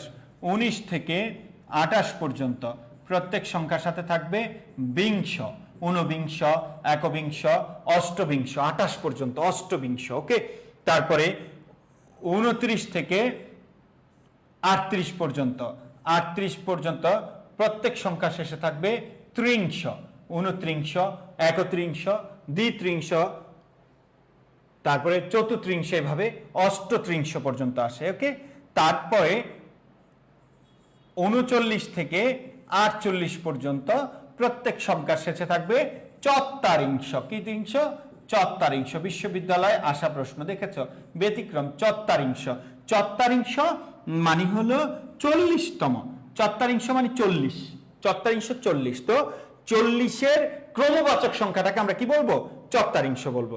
তারপরে 49 থেকে 100 পর্যন্ত ভ্যারিয়েশন আসে, তবে কমন ওয়ার্ডটা থাকে তম। এগুলো শেষে কি থাকবে বলো? তম থাকবে। তাহলে চত্বারিংশ মানে 40, চত্বারিংশ মানে কি 40। তো এই 40টা হলো অঙ্কবাচক, আর চত্বারিংশ হলো ক্রম বা পূরণবাচক। একটা সংখ্যা দেখো 40, এটা কি অঙ্কবাচক। 40 বাংলা বানান করে লিখলাম 40, এবার কি বাংলা বানান করে লিখছি গণনা বা পরিমাণবাচক। এবার এটারে ক্রম বলে লিখলাম চত্বারিংশ, চত্বারিংশ। আশা করি বুঝতে পেরেছো। ওকে, তো যাই হোক, তাহলে আমরা এটা একটু শিখলাম। তাহলে আমরা আরো কিছু শিখবো, আরো কিছু নতুন নতুন কিওয়ার্ড শিখবো, সেটা তোমরা বুঝতে পারবে। যেমন বিংশ, এটা হলো ক্রমবাচকের বিংশ। বিংশ মানে কি বলো? বিংশ মানে 20তম, 20তম, তম বুঝাইলে ক্রমবাচক হয়। ত্রিংশ কি বলো? ত্রিংশ। এগুলো তোমরা বুঝতে পেরেছ। ত্রিংশ মানে 30তম। এগুলো একা একা পড়ে শেখা সম্ভব না। ওকে, ত্রিংশ। চত্বারিংশ, চত্বারিংশ, চত্বারিংশ, চত্বারিংশ মানে 40তম। কততম? 40তম। এগুলো বাসায় বসে সমাধান পাবে না। ওকে, অনেকে আবার এগুলো মাঝে মধ্যে, তুমি এই সংখ্যাবাচক টপিকটা আমি যেভাবে পড়ালাম, তুমি বাংলাদেশের যে কোনো টিচারের কাছে যাবা, দেখবো মাঝখান থেকে একটু একটু একটু ধরে পড়ায়। আমি যেভাবে সিকোয়েন্স অনুযায়ী প্রত্যেকটা শুরু থেকে শেষ করেছি, আমি একদম কনফিডেন্স নিয়ে বলতে পারি কেউ তোমাকে এত সময় নেই, কারো কেউ এত পাগল হয় নাই, কেউ এত চিল্লানোর জন্য এতটা সিরিয়াস হবে না তোমার জন্য। তা আমি তো বললাম শুরু থেকে, যারা আমার কাছে পার্সোনালি আমাদের আই এডুকেশনের সাথে ভর্তিকৃত স্টুডেন্ট আছো, তোমরা জানো আমার এখানে ফ্রি ক্লাসের স্টাইল যেটা, আমার ওখানে ভর্তিকৃত স্টাইল একই রকম। দ্যাট মিনস আমি এক নাগারে একদমে শুরু থেকে শেষ পর্যন্ত পড়াতে পারি। তা আমি আমার স্টুডেন্টদেরকে ওই জিনিসটাই প্র্যাকটিস করানোর ট্রাই করি, যে ভাই জীবনে পরিশ্রম করো, পরিশ্রম কখনো বৃথা যাবে না। ওকে, অনেক মেধাবীরা হেরে যেতে দেখেছি, কিন্তু কোনো পরিশ্রমীকে হারতে দেখিনি। কারণ পরিশ্রমীরা হয় শিখে, মানে হারার সুযোগ নেই, এটা অবশ্যই শিখবে, হারার পরেও তারা যে জিনিসটা শিখবে এই জিনিসটা ভবিষ্যতে কাজে লাগাতে পারবে। তো যেটা বললাম ৪৪ আমরা বললাম 50তম, কি 50তম মানে কি আমরা এভাবে বললাম 50তম। ওকে, তো আমরা এইভাবে যদি বলি ৬০তম বা ৬০তম, ৬০তম তাহলে কি হবে ৬০তম, এগুলো হলো ক্রমবাচক। ওকে, আমরা বলতে পারি ৭০তম, ৭০তম, ৭০তম মানে ৭০তম। ওকে, ৭০তম। তারপরে ৮০তম, ৮০তম, ৮০তম, ৮০তম আমরা বললাম ৯০তম, এটা পুরোটা বললাম। তাহলে এটা কি বললাম ৯০তম, ৯০তম, কি ৯০তম। ওকে, ৯০তম, ৯০তম। তারপরে তাহলে আমরা এই জিনিসগুলো শিখলাম। এগুলো আবার শুরুতে, মূল অংশের শুরুতে শব্দগুলো অ্যাড করলে কি কি শব্দ আমরা সবাই লিখে ফেলো বিষয়গুলো। ৮০তম মানে এটা ৮০তম, এটাই পারফেক্ট। তারপরে আসো আমরা একদম মূল ওয়ার্ডগুলো তো লিখলাম, এর বাইরে যদি যেমন বিংশ এর সাথে কি যোগ করলে কি হবে। এখন আমরা যদি বলি লক্ষ্য করো ওই মূল ওয়ার্ডগুলোর আগে যদি এক অ্যাড করো তাহলে কি হবে এক। ওকে, যদি আমরা দি কি অ্যাড করি বলো, দি অ্যাড করি অথবা দে অ্যাড করি। ওকে, তাহলে এটাকে আমরা বলবো দুই। দুইয়ের জন্য দি অথবা দে অ্যাড করব, সেটা কোথায় ক্রমবাচকে মূল সংখ্যার আগে। ঠিক আছে, যেমন লক্ষ্য করো। তারপর আমরা তিনের জন্য ত্রি অথবা আমরা তিনের জন্য কি ব্যবহার করি ত্রি অথবা ত্রয়, ত্রয়োদশ বলি না ওইভাবে ত্রয় অথবা ত্রে, এটা হলো একদম মানে লাস্ট পার্টে ত্রে ব্যবহার হয় তিন। ওকে, আমরা চারের জন্য ব্যবহার করি চতু, চারের জন্য চৌদ্দ মানি চার, চৌদ্দ মানি কি চার। পঞ্চ মানি আমাদের আসল আলোচনা এখনো রয়ে গেছে, আমি তোমাদেরকে একটা এগুলো শেখানোর পরে এমন একটা জিনিস শেখাবো তোমার কাছে সব পানি মনে হবে সংখ্যাবাচক শব্দ। পঞ্চ মানি কি বলো পাঁচ। আর ছয়ের জন্য আমরা কোন শব্দের শুরুতে আমরা এইভাবে লিখতে পারি শর্ট, ছয়ের জন্য আমরা কি লিখতে পারি বলো শর্ট লিখতে পারি, অথবা এটার শস লিখতে পারি, কি লিখতে পারি শস লিখতে পারি, অথবা আমরা লিখতে পারি ষোড়, ষোড় ইকুয়াল টু ছয়, ইকুয়াল টু কি ছয়। তাহলে সপ্ত ইকুয়াল টু কি সাত। তারপরে আমরা বলতে পারি অষ্ট, অষ্ট অথবা অষ্টা, অষ্টা ইকুয়াল টু আট। যারা চান্স পেতে চাও তাদের কাছে আমি আবার বলছি একটু সাজিয়ে নাও, তুমি আমার এগুলো পড়ো, পড়ে যে কোনো একটা গাইড বই ফলো করো, দেখবা সবকিছু তোমার কাছে পানি হয়ে গেছে। তারপরে আমরা বলবো নব ইকুয়াল টু নয়। তারপর আমরা বলি উন, উন ইকুয়াল টু এক কম, উন ইকুয়াল টু কি এক কম। ৭৯ মানে ৮০-র চেয়ে এক কম। আশা করি এই পর্যন্ত বুঝতে পেরেছে, ৮০-র চেয়ে কি এক কম। ওকে, তারপরে আসো এ পর্যন্ত লেখা শেষ সবার, এ পর্যন্ত লেখা শেষ। লক্ষ্য করো একটা এত লম্বা একটা ক্লাস সবাই মনোযোগ রাখা ধরে রাখা অনেক কঠিন হবে, অনেক কষ্ট হবে।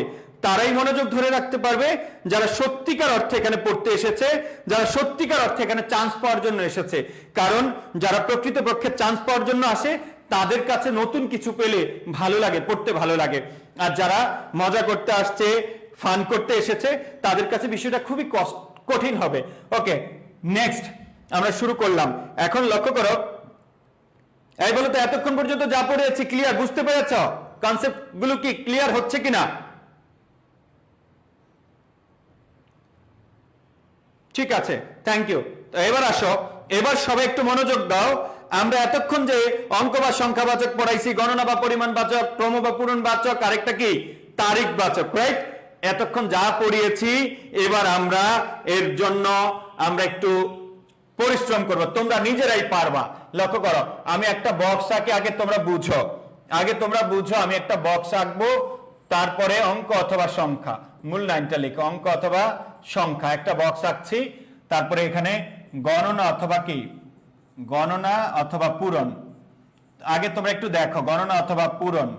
ওকে, আর এখানে ক্রম সরি গণনা অথবা পরিমাণ, গণনা অথবা পরিমাণ, গণনা অথবা পরিমাণ।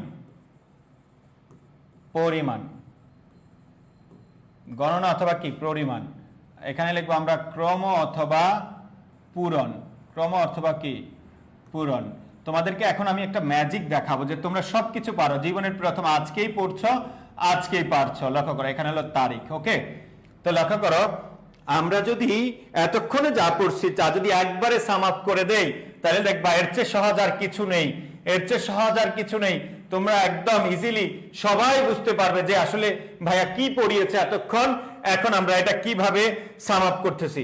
ওকে, লক্ষ্য করো আমরা এখন এটাকে সাম আপ করে দিব। ওকে, সবাই একটু মনোযোগ দাও। অঙ্ক বা সংখ্যা 1, এটার গণনা লেখো, গণনা বা পরিমাণ। 1 এর গণনা বা পরিমাণ সবাই পারো না? পারো না? অবশ্যই পারো। 2, রাইট? বলে এটা ক্রম বা পূরণ। সরি, কি 1 এর সাথে আমি 2 লিখে ফেলি, মাথা পুরোটা গিয়েছে আমার। ওকে, 1 ও 1, এটা কোনো কথা? আমি কোথায় আছি? মাত্র 2টা না 3টা ক্লাস নিলাম সারাদিনে, তাতে এই অবস্থা। 1, তারপরে এবার ক্রম বা পূরণ কি হবে? প্রথম। লক্ষ্য করো কত সহজ, এটার শর্টকাট আছে প্রথম। এটা তারিখ লেখো, পহেলা, পহেলা। কত সুন্দর ভাবে মিলে যাচ্ছে, পহেলা। বুঝতে পেরেছো তোমরা? এবার তোমরা নিজেরা সব পারবা। এবার আসো, সবকিছু পারবা। এতক্ষণ কি পড়িয়েছি তার প্রমাণ আমরা এখন দিব। লক্ষ্য করো 5, বাচ্চারা নিজেরাই লেখো, গণনা বা পরিমাণ 5। ইয়েস, এটা কি হবে? পঞ্চম। ইয়েস, পঞ্চম। এটাকে আমরা শর্টকাটে বলি পঞ্চম। বলে এটা কি? তারিখ 5ই, 5ই, 5ই। ওকে, অথবা 5ই। আন্ডারস্ট্যান্ড? তারপরে আমরা বলতে পারি 11। হ্যাঁ, 11 এর গণনা কি সবাই বলো, তোমরা নিজেরা পারবা এখন। 11। তারপর আমরা বলতে পারি এখানে 40, কঠিন কঠিন জিনিসগুলো আমরা বলতে পারি। আমরা বলতে পারি তারপর 70, 77, আমরা বলতে পারি 80, আমরা বলতে পারি 90, আমরা বলতে পারি 99। ওকে, লক্ষ্য করো তাহলে তোমরা এবার নিজেরাই ট্রাই করো, নিজেরাই পারো। আমি তোমাদেরকে বলবো, সবাই লক্ষ্য করো 5, 5, 5, এটা তো বললাম 11। বলো তো 11, এখানে কি লিখবো? বাংলা 11, রাইট? 11, এই বলো 11 কি হবে? একাদশ, একাদশ। এখানে হবে 11তম, 11তম। নতুন ব্যাকরণ অনুসারে 1100, সেটা আমরা বলবো। আর এটা না আমরা কি বলবো? আমরা শর্টকাটে লিখে দেই 11ই, 11ই, রাইট? ওকে, সবাই আবার বলো 40, এখানে কি হবে? 40 কি হবে? 40 এখানে কি হবে? সবাই বলো। ইয়েস, 40, বানান করে 40। এই সবাই লক্ষ্য করো তো, তোমরা এখন কি বুঝতে পারতেছো আমি কি পড়িয়েছি এতক্ষণ? লক্ষ্য করে বললাম না তোমাদেরকে আজকে আমি ম্যাথ পড়াবো। 40 এখানে কি লিখবো? 40 এর এখানে কি লিখবো? 40 এর এখানে কি লিখবো? ইয়েস, সবাই তো বুঝতে পেরেছে এখন। চত্বারিংশ, চত্বারিংশ, কত সুন্দর জিনিস। চত্বারিংশ, চত্বারিংশ। বলো এই চত্বারিংশের তারিখে কি লিখবো? তারিখ নাই, কারণ তারিখটা 11 পর্যন্তই কি ফিনিশ, 11 পর্যন্তই ফিনিশ। ওকে, এই সবার কাছে কি বিষয়গুলো ক্লিয়ার? তারপর আমরা লিখলাম 40, 70, এই 70 বানান করে লেখো 70। আর এই 70 এর ক্রম লিখে সপ্ততিতম, সপ্ততিতম, 70, সপ্ততিতম। তারপরে এখানে তো নাই। এবার 77, আমরা কি বলবো? 77, 77। এই সপ্ততিতম 70, এর আগে আরেকটা 7 অ্যাড করবো, তাহলে সপ্ততিতম, সপ্ততিতম। ইয়েস, সপ্ততিতম। আশা করি বুঝতে পারতেছো। তাহলে সপ্ততিতম মানে 70, আর অতিরিক্ত একটা সপ্তাহ অ্যাড করলে আরো 7 অ্যাড হবে, 77। আশা করি বুঝতে পেরেছো। চত্বারিংশ মানে 40, আর 39 মানে 39, অষ্টচত্বারিংশ মানে 48, একচত্বারিংশ মানে কি 41। এগুলো তো বুঝতে পেরেছো চত্বারিংশের ঘর কোথা থেকে কোথায় হয়। তারপরে আসো, তারপরে আমরা বললাম এখানে লিখলাম 80, এখানে কি 80, আর এখানে কি হবে? অশীতিতম, অশীতিতম এখানে নাই। তারপর এখানে হলো কি 90, এখানে কি বলো 90, আর এখানে কি নবতিতম, নবতিতম, নবতিতম, রাইট? এটা হলো নবতিতম, আর এটা তো তারিখ তো ফিনিশ, সব শেষ। এখানে হলো তো 90 আর আরেকটা অতিরিক্ত 99 অ্যাড করলাম, তাহলে কি 99। তাহলে এটা হলো 90 99, এটা না আমরা বাংলায় না লিখবো 99, আর এখানে লিখবো নবতিতম মানে 90, আরেকটা নব অ্যাড করবা, নবতিতম। ইয়েস, সবাই বুঝতে পেরেছ? নবতিতম, ক্লিয়ার? এখানে নবতিতম মানে 90, আর আরেকটা 9 অ্যাড করছো, আবার 9 অ্যাড করবা, এক্সট্রা অতিরিক্ত 9 যোগ করবা, অতিরিক্ত নব অ্যাড করবা। আশা করি বুঝতে পেরেছো? তাহলে নবতিতম, নবতিতম, নবতিতম। ওয়াও, নবতিতম। এই সবার কাছে কেমন লাগছে? বুঝতে পারতেছো? সবকিছু বুঝতে পারতেছো? এই সবাই কি বুঝতে পারতেছো? জান্নাত রোজি, থ্যাংক ইউ। আমার মোবাইলে হা করে আছে, আমারটা নড়েও না চড়েও না। ওকে, এই সবাই কি বুঝতে পেরেছ? ওকে, এইটুক বুঝলে তাই না। এবার আসো আমরা এই জিনিসটা অন্যভাবে শিখবো। এবার আমরা কিছু উদাহরণ লিখবো, আমরা ব্যতিক্রম জিনিসগুলো শিখবো। তোমরা জানো আমার ক্লাসে এরকম থাকে, নিয়ম পড়াই, বেসিক পড়াই, অ্যাডভান্স পড়াই, এর বাইরে যত কিছু ব্যতিক্রম থাকে আমি সব ব্যতিক্রম গুলো কি করে দেই? লিখে দেই। সবাই একটু মনোযোগ দাও, লিখবা, কিছু উদাহরণ লিখবো। লেখা বাংলা বছরের পহেলা মাস বৈশাখ।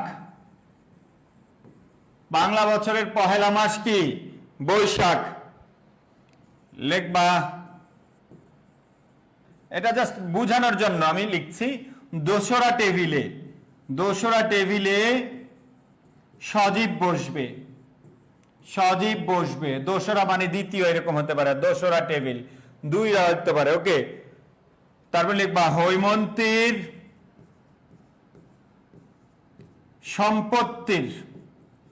সম্পত্তির পহেলা ডাক 5000। হৈমন্তীর সম্পত্তির পহেলা ডাক কি? 5000। এই লক্ষ্য করো, পহেলা মাস, দোসরা টেবিল, পহেলা ডাক। বলো তো এগুলো কি বাচক শব্দ? সবাই একটু মনোযোগ দাও। এগুলো কি অঙ্কবাচক, সংখ্যাবাচক না তারিখবাচক? একযোগে চিল্লায়া ওয়াজের মতো আওয়াজ দিয়ে বলবা, এগুলো কি বাচক? এগুলো কি বাচক? সবাই একযোগে একই সুরে একই তালে বলবা, এগুলো কি বাচক?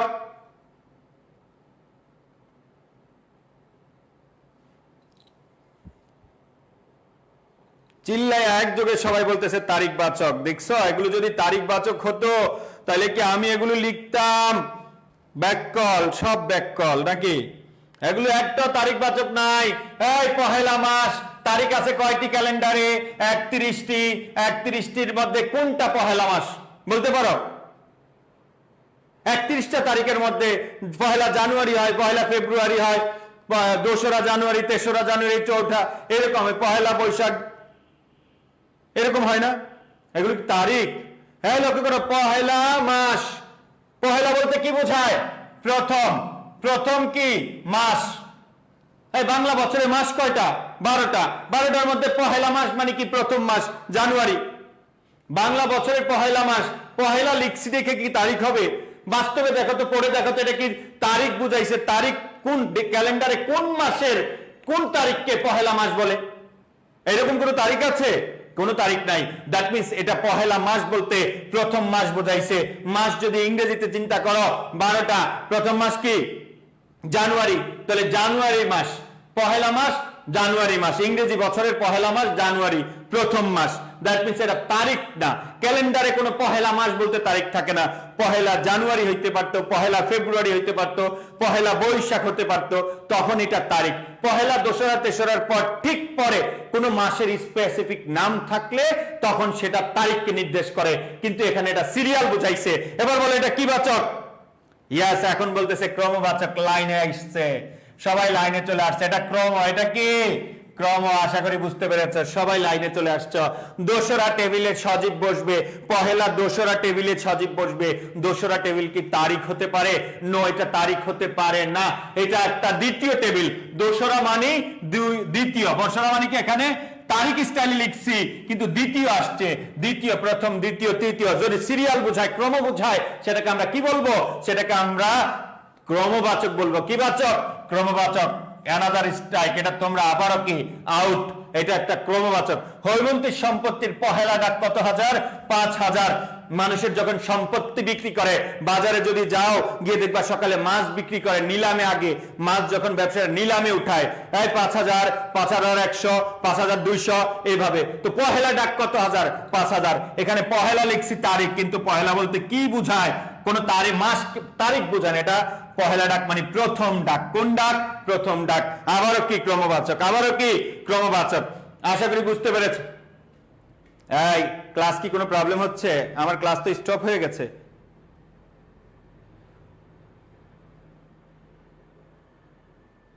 বেশি চটপট করলে কট তো খাওয়া প্রিয়। এই সবজি না জান্নাত। এই ক্লাস কি স্টপ হয়ে গেছে বাচ্চারা? ক্লাস কি স্টপ? আটকে গেছে, আমি আবারও আটকে গেলাম। যাই হোক, অসুবিধা নাই, সবাই ধৈর্য ধরো। যে চলে যাবা, যারা চলে, আল্লাহ আমি মুনাজাত ধরলাম, যারা এখান থেকে চলে যায় আল্লাহ একজনও যেন চান্স না পায়। আমিন। অপেক্ষা করো। Mister Suhel, hello, anyone? Yusuf, Sohel কোথায়? সোহেল, সোহেল, সোহেল সাহেব, আমার স্টপ হয়ে গেছে। না তো এটা স্টোরি করো, ক্লাস রানিং। কি প্রবলেম? এতবার প্রবলেম দেখা দেয় কেন?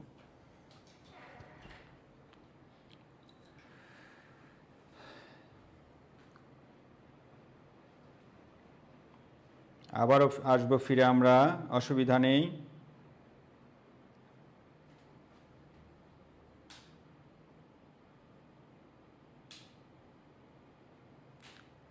আই সবাই বাচ্চারা মোনাজাত ধরো, আল্লাহর কাছে দোয়া করো।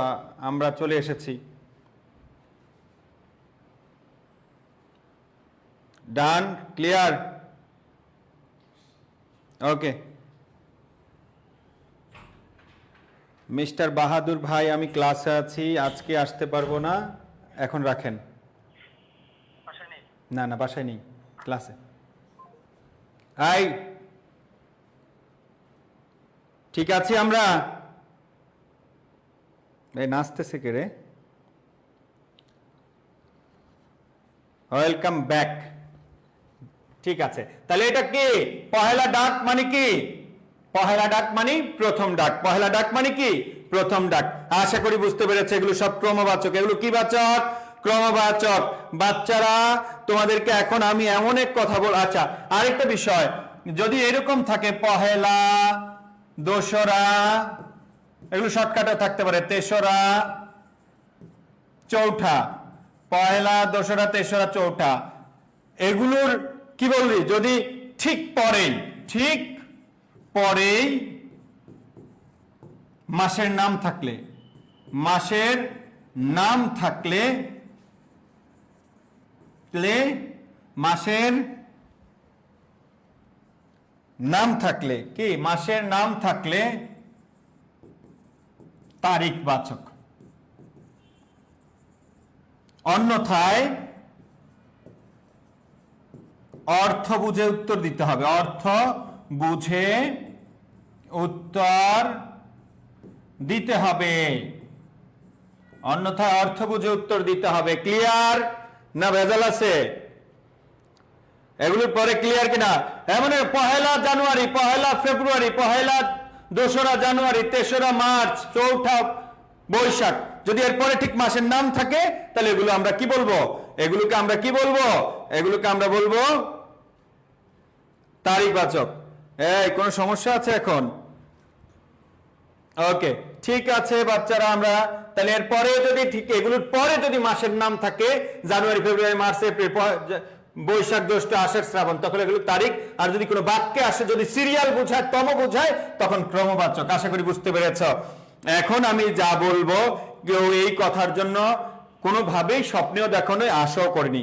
মনে করো আমরা আজকে এখনই এসেছি, এখনই আমাদের ক্লাস শুরু হচ্ছে, এখন সন্ধ্যা 7:30। ওকে, কারণ আমরা এখন নতুন ব্যাকরণ থেকে ব্যতিক্রম যেই জিনিসগুলো আছে সেগুলো আমরা পড়াবো। সবাই একটু নড়ে চড়ে বসো, আর একটু কেউ চাইলে একটু ব্যায়াম করে নিতে পারো। ওকে, আমরা এখন নতুন ব্যাকরণের যে চেঞ্জ আছে আমরা ওগুলো পড়াবো।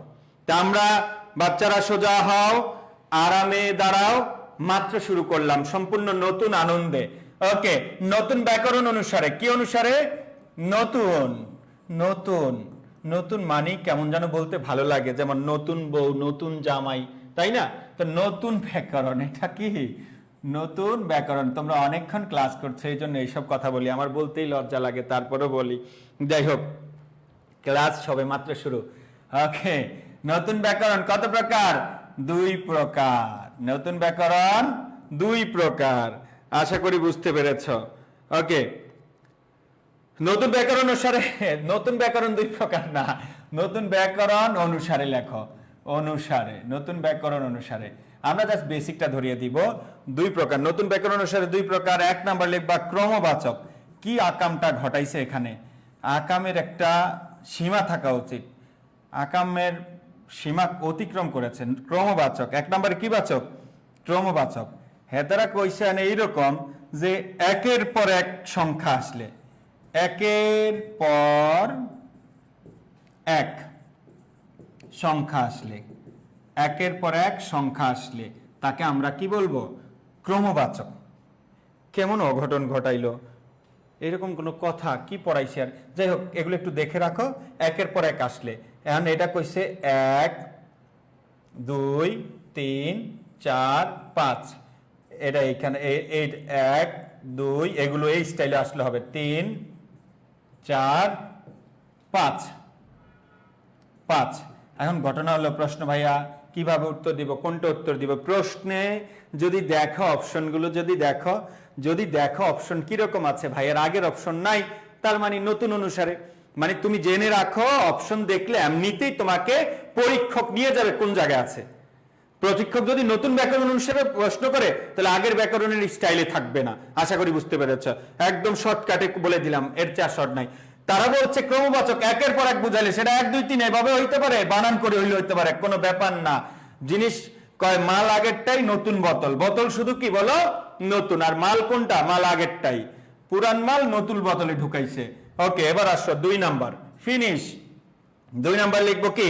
পূরণবাচক। কি বাচক? পূরণবাচক। পূরণবাচক, পূরণবাচক।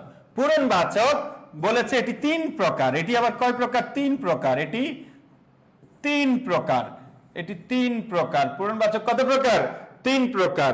1 নম্বরে হলো সাধারণ পূরণবাচক। সাধারণ পূরণবাচক। সাধারণ পূরণবাচক। সাধারণ পূরণবাচক। 1 নম্বরে কি? সাধারণ পূরণবাচক। যেমন আমরা বলতে পারি প্রথম। কি বলো? প্রথম। এটা আবার ওইভাবে আসতে পারে, প্রথম। তারপরে আমরা বলতে পারি দ্বিতীয়। দ্বিতীয়, দ্বিতীয়, এটা হলো দ্বিতীয়। অনুরূপভাবে তৃতীয়। তৃতীয়। অপশন দেখলে বুঝতে পারবা তোমরা কোন ব্যাকরণ থেকে প্রশ্ন আসছে। তৃতীয়। এখানে 2 প্রকার বানিয়ে ফেলেছে সংখ্যাবাচক শব্দ। চতুর্থ। ঠিক আছে, চতুর্থ, 4 লেখা থ, চতুর্থ। ওকে, প্রথম, দ্বিতীয়, তৃতীয়, চতুর্থ। আমরা যদি বলি একাদশ, একাদশ, একাদশ। ওকে, একাদশ। আমরা যদি বলি একাদশ, এটাকে বলবো 11তম। 1100। একাদশ বললে 1100 বলবো। একাদশ বললে কি বলবো? 1100। আর এখানে যদি এই স্টাইলে আসে 11তম, 11, এগুলো আবার দুই স্টাইলে লেখা যায়। 11তম কি বলো, 11তম, এটাকে আমরা আবার এইভাবে লিখতে পারি 11তম, মানে ক্রমবাচকটা এখানে দুই স্টাইলে আসতে লেখা যায়। আমরা যদি বলি দ্বাদশ, দ্বাদশ, তাহলে এটাকে বলতে হবে 1200। ওকে, আর যদি বলি দ্বাদশের ইয়ে কি, এমনি যদি লিখি 12তম, সরি 12তম, এটা শর্টকাট হলো 12তম। ওকে, দ্যাট মিনস সাধারণ যে ক্রম পূরণবাচকটা আছে এটা দুই ভাবে লেখা যায়। 10 পর্যন্ত তো এক স্টাইলে যাইলো, পরের গুলো দুই স্টাইলে লেখা যায়। ডিরেক্ট তম দিয়ে বানান করে লেখা যাবে, আবার ওই স্টাইলেও লেখা যাবে, তখন 1100, 1200, 1300 এই স্টাইলে আসবে। আশা করি বুঝতে পেরেছো। ওকে, লিখেছো সবাই? মূল কথা হলো এখানে 11 থেকে 18 পর্যন্ত ভিন্ন হয়, মানে দুইটা দুই রকম হয়, দুই রকম লেখা যায়। 11 থেকে কত 18 পর্যন্ত এই দুইটা কি ভিন্ন হয়। 11 থেকে 18 পর্যন্ত এই দুইটা কি হবে, ভিন্ন হবে। তারপরে আসো, লক্ষ্য করো এখানে আরেকটা ঘটনা অঘটন ঘটছে, তোমরা নিচে লেখো। নারীবাচক হয়, নারীবাচকের ক্ষেত্রে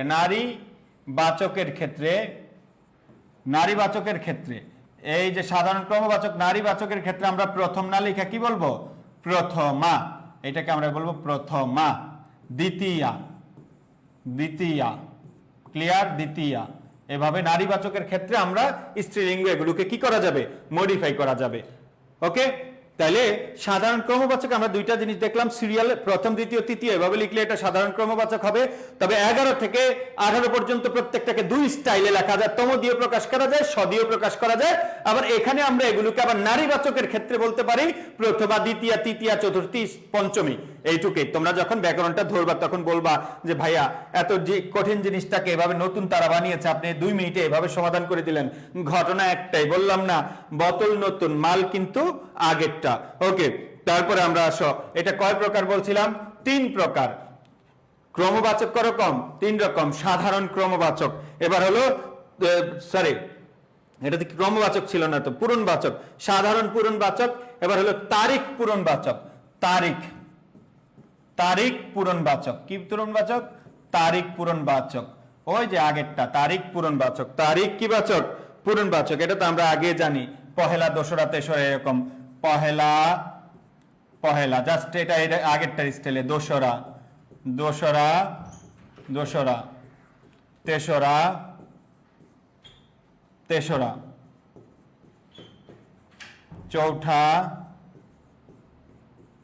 চৌঠা। ওই আগের তারিখটাই তারিখ পূরণবাচক, জাস্ট দেখো নামে চেঞ্জ আসছে, তারিখ পূরণবাচক, সাধারণ পূরণবাচক। ওকে, তারপরে আমরা এখানে 3 নাম্বার লিখবো ভগ্নাংশ পূরণবাচক, ভগ্নাংশ পূরণবাচক। ভগ্নাংশ কি বাচক, পূরণবাচক। ভগ্নাংশ নাম দেখলেই তো বুঝতে পারবা এটা কোন অপশনে, যদি এই নাম আসে তাহলে তো বুঝতে পারবা এটা কোন অংশ, তাই না? এটা এখন বুঝাবা। ভগ্নাংশ দেখলেই ভগ্নাংশ পূরণবাচক, কি দেখলেই, ভগ্নাংশ দেখলেই, কি দেখলেই, ভগ্নাংশ দেখলেই। আরেকটা হলো কি, ওই ভগ্নাংশ দ্বারা কি বুঝাইবে, ন্যূনতা অথবা আধিক্য। আবার পড়াইতে হবে নাকি, আধিক্য বোঝাবে। ভগ্নাংশগুলো কি বোঝাবে, ন্যূনতা অথবা আধিক্য। পড়ে ফেলছি আমরা এগুলো, মনে আছে?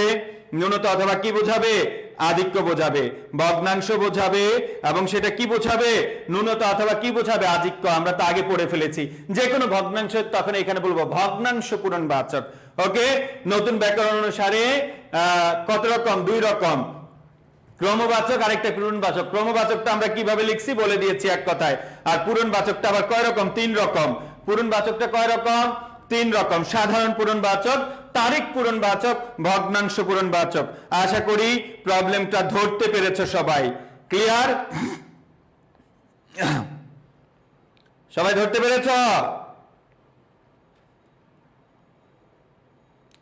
একজন বলছে আর লাগবে না, কি লাগবে না, আর লাগবে না। এই পেশায় রবীন্দ্রনাথের একটি গল্প আছে, রবীন্দ্রনাথ আর নজরুলের। ওকে, নজরুল তার রবীন্দ্রনাথের বাসায় একদিন গিয়েছিল। তখন রবীন্দ্রনাথের বউ নজরুলকে একটা জিনিস দিচ্ছে, আর নজরুল বলছে আর দিস না চুত মারানি। তো যাই হোক, এই গল্প আমরা পরে করব নাকি, খারাপ কিছু বলি নাই। ওকে, তো যেটা বললাম আর কি, অনেক একজন লিখছে আর লাগবে না, কি লাগবে না, আর লাগবে না। এই সবাই বলো তো, এই পর্যন্ত সবাই ক্লিয়ার? সবাই ক্লিয়ার কিনা আজ পর্যন্ত? সবাই বুঝছো? এটা বুঝছো কিনা? এটুক পর্যন্ত ক্লিয়ার? ওকে, এবার স্টার, বড় স্টার দিবা। কি স্টার দিবা? এখন যা লিখবো সেটা থেকে চান্স পাওয়া, ট্রিপল স্টার, গুরুত্বপূর্ণ কথা। ওকে, তো যাই হোক, এবার আসো। তো যেটা বললাম আর কি, পড়াশোনা অবশ্যই করতে হবে। এতক্ষণ যা পড়িয়েছি সংখ্যাবাচক শব্দটা তো অবশ্যই বুঝতে পেরেছো, আমি আশা করি বুঝতে পেরেছো, কারণ আমি এত বড় একটা টপিক, সংখ্যাবাচক শব্দ মানুষ 10 মিনিটে পড়িয়ে ফেলে, আমি অনেকক্ষণ পড়িয়েছি, আশা করি বুঝতে পেরেছো। তো আমি তোমাদেরকে বলছি, যারা এখানে আজকে নতুন এসেছো, আজকেই ফার্স্ট ক্লাস করছো, অথবা আমাদের কাছে ভর্তি হওনি, বলবো তুমি যদি একা একা বাসায় বসে থাকো, তোমার প্রিপারেশন নেওয়াটা টাফ হয়ে যাবে। তোমার এই লম্বা জার্নিতে একা একা ভর্তি প্রিপারেশন নেওয়া কষ্ট হয়ে যাবে, হাল ছেড়ে দিবা। তোমরা আমাদের সাথে আসো, আমাদের সাথে preparation now, online preparation now I এডুকেশনের সাথে। এখানে এক্সপিরিয়েন্স টিচার আছে, দেখো আমার দিকে তাকাও, আমার দিকে তাকানো লাগবে না, জাস্ট আমার কথা শুনো। আমি দীর্ঘ 13 বছর বিশ্ববিদ্যালয়ে ভর্তি কোচিং এ পড়াচ্ছি এবং সুনামের সহিত পড়াচ্ছি। কোচিং এ পড়িয়ে মানুষ একটা জীবনে, মানুষের যত স্বপ্ন আছে সব স্বপ্ন এই স্টুডেন্টের টাকা দিয়ে সব স্বপ্ন পূরণ করেছি। তা আমি শুধু তোমাদেরকে বলবো, ভাই তুমি আমাদের সাথে আসো। বললাম তো সেকেন্ড টাইম, ফার্স্ট টাইমের জন্য, বি ইউনিটের জন্য, ডি ইউনিটের জন্য আই এডুকেশন বেস্ট, যদি আমরা শুরু থেকে শেষ পর্যন্ত আমাদের কমিটমেন্টটা জাস্ট ফুলফিল করি। পড়ানোর ক্ষেত্রে কোনো দিক থেকে আমরা কারো থেকে পিছিয়ে না, ঠিক আছে, কোনো দিক থেকে পিছিয়ে না। শুধু বলবো তোমাদের একটা স্বপ্ন দেখো, এমন স্বপ্ন দেখো যে আমার একটা ঢাকা, আই মিন যে কোনো বিশ্ববিদ্যালয়, পাবলিক বিশ্ববিদ্যালয়, যেগুলো আমার ঢাকা বিশ্ববিদ্যালয়ের মুখে চলে আসছে, এটার জন্য সরি। তো যে বিশ্ববিদ্যালয় তোমার স্বপ্ন, ওই বিশ্ববিদ্যালয় তোমার পছন্দের সাবজেক্টটা যেন ভর্তি হতে পারো। তো সৃষ্টিকর্তার কাছে অনেক বেশি প্রার্থনা করো, প্রতিদিন পড়াশোনার পরে রাতে ঘুমানোর আগে একবার একটু স্মরণ করো সারাদিন তুমি কি করেছো। সকাল থেকে যখন ঘুম থেকে উঠবা তখন একটু স্মরণ করো গতকালকে যা পড়েছি তা কি মনে আছে। আর এইভাবে যদি 15 দিন তুমি একটু একনিষ্ঠতার সাথে কনসিস্টেন্সি বজায় প্রিপারেশন নিতে পারো, তুমি মেধাবী হবা। কেউ জন্ম থেকে মেধাবী হয় না, প্রিপারেশন নিতে হয়, আল্লাহকে বুঝাইতে হয় এবং সর্বোচ্চ পরিশ্রম করো, এমনিতে হবে। বাবা মার সাথে ভালো ব্যবহার করো, মানুষের সাথে ভালো ব্যবহার করো, আমাদের কথা শোনো। মনে রাখবা, আমি যে এত কথা বলি, এত পরিশ্রম করি, আমার মূল এত চিল্লাই, এর মূল উদ্দেশ্য হলো আমি যে পড়াই, আমার পড়াটার বিনিময় যদি পাই, তুমি যদি চান্স পাও, আমি সার্থক। তুমি যদি চান্স না পাও, আমার লস নাই, খারাপ লাগবে। তো তোমরা সবাই যদি সফল হও, ইনশাআল্লাহ আমাদের ভালো লাগবে। তো যারা এখনো ভর্তি হওনি, দ্রুত ভর্তি হয়ে যাও। আমাদের সেকেন্ড টাইম ব্যাচ রানিং আছে। আর ফার্স্ট টাইমের স্টুডেন্ট যারা যদি মনে করো তুমি প্রথম ব্যাচে ভর্তি হবা, কোনো অসুবিধা নাই, তুমি এখন থেকে ভর্তি হয়ে থাকতে পারো। আর আমাদের পেজের সাথে থাকো, ইনশাআল্লাহ এরকম ভালো ভালো ক্লাস প্রত্যেক টিচার নিয়ে আসবেন, তোমরা কন্টিনিউ করো। সবাই ভালো থাকবা, বেস্ট অফ লাক, আল্লাহ হাফেজ। দেখা হবে আরেকদিন আরেকটি ক্লাসে। সবাই আমার জন্য দোয়া করবা, আমি তোমাদের জন্য দোয়া করি। আসসালামু আলাইকুম। জি ভাইয়া আশরাফি আহমেদ রিয়া, কি বলবা বলো। হাবিবা আলম তাইয়েবা, ইনশাআল্লাহ।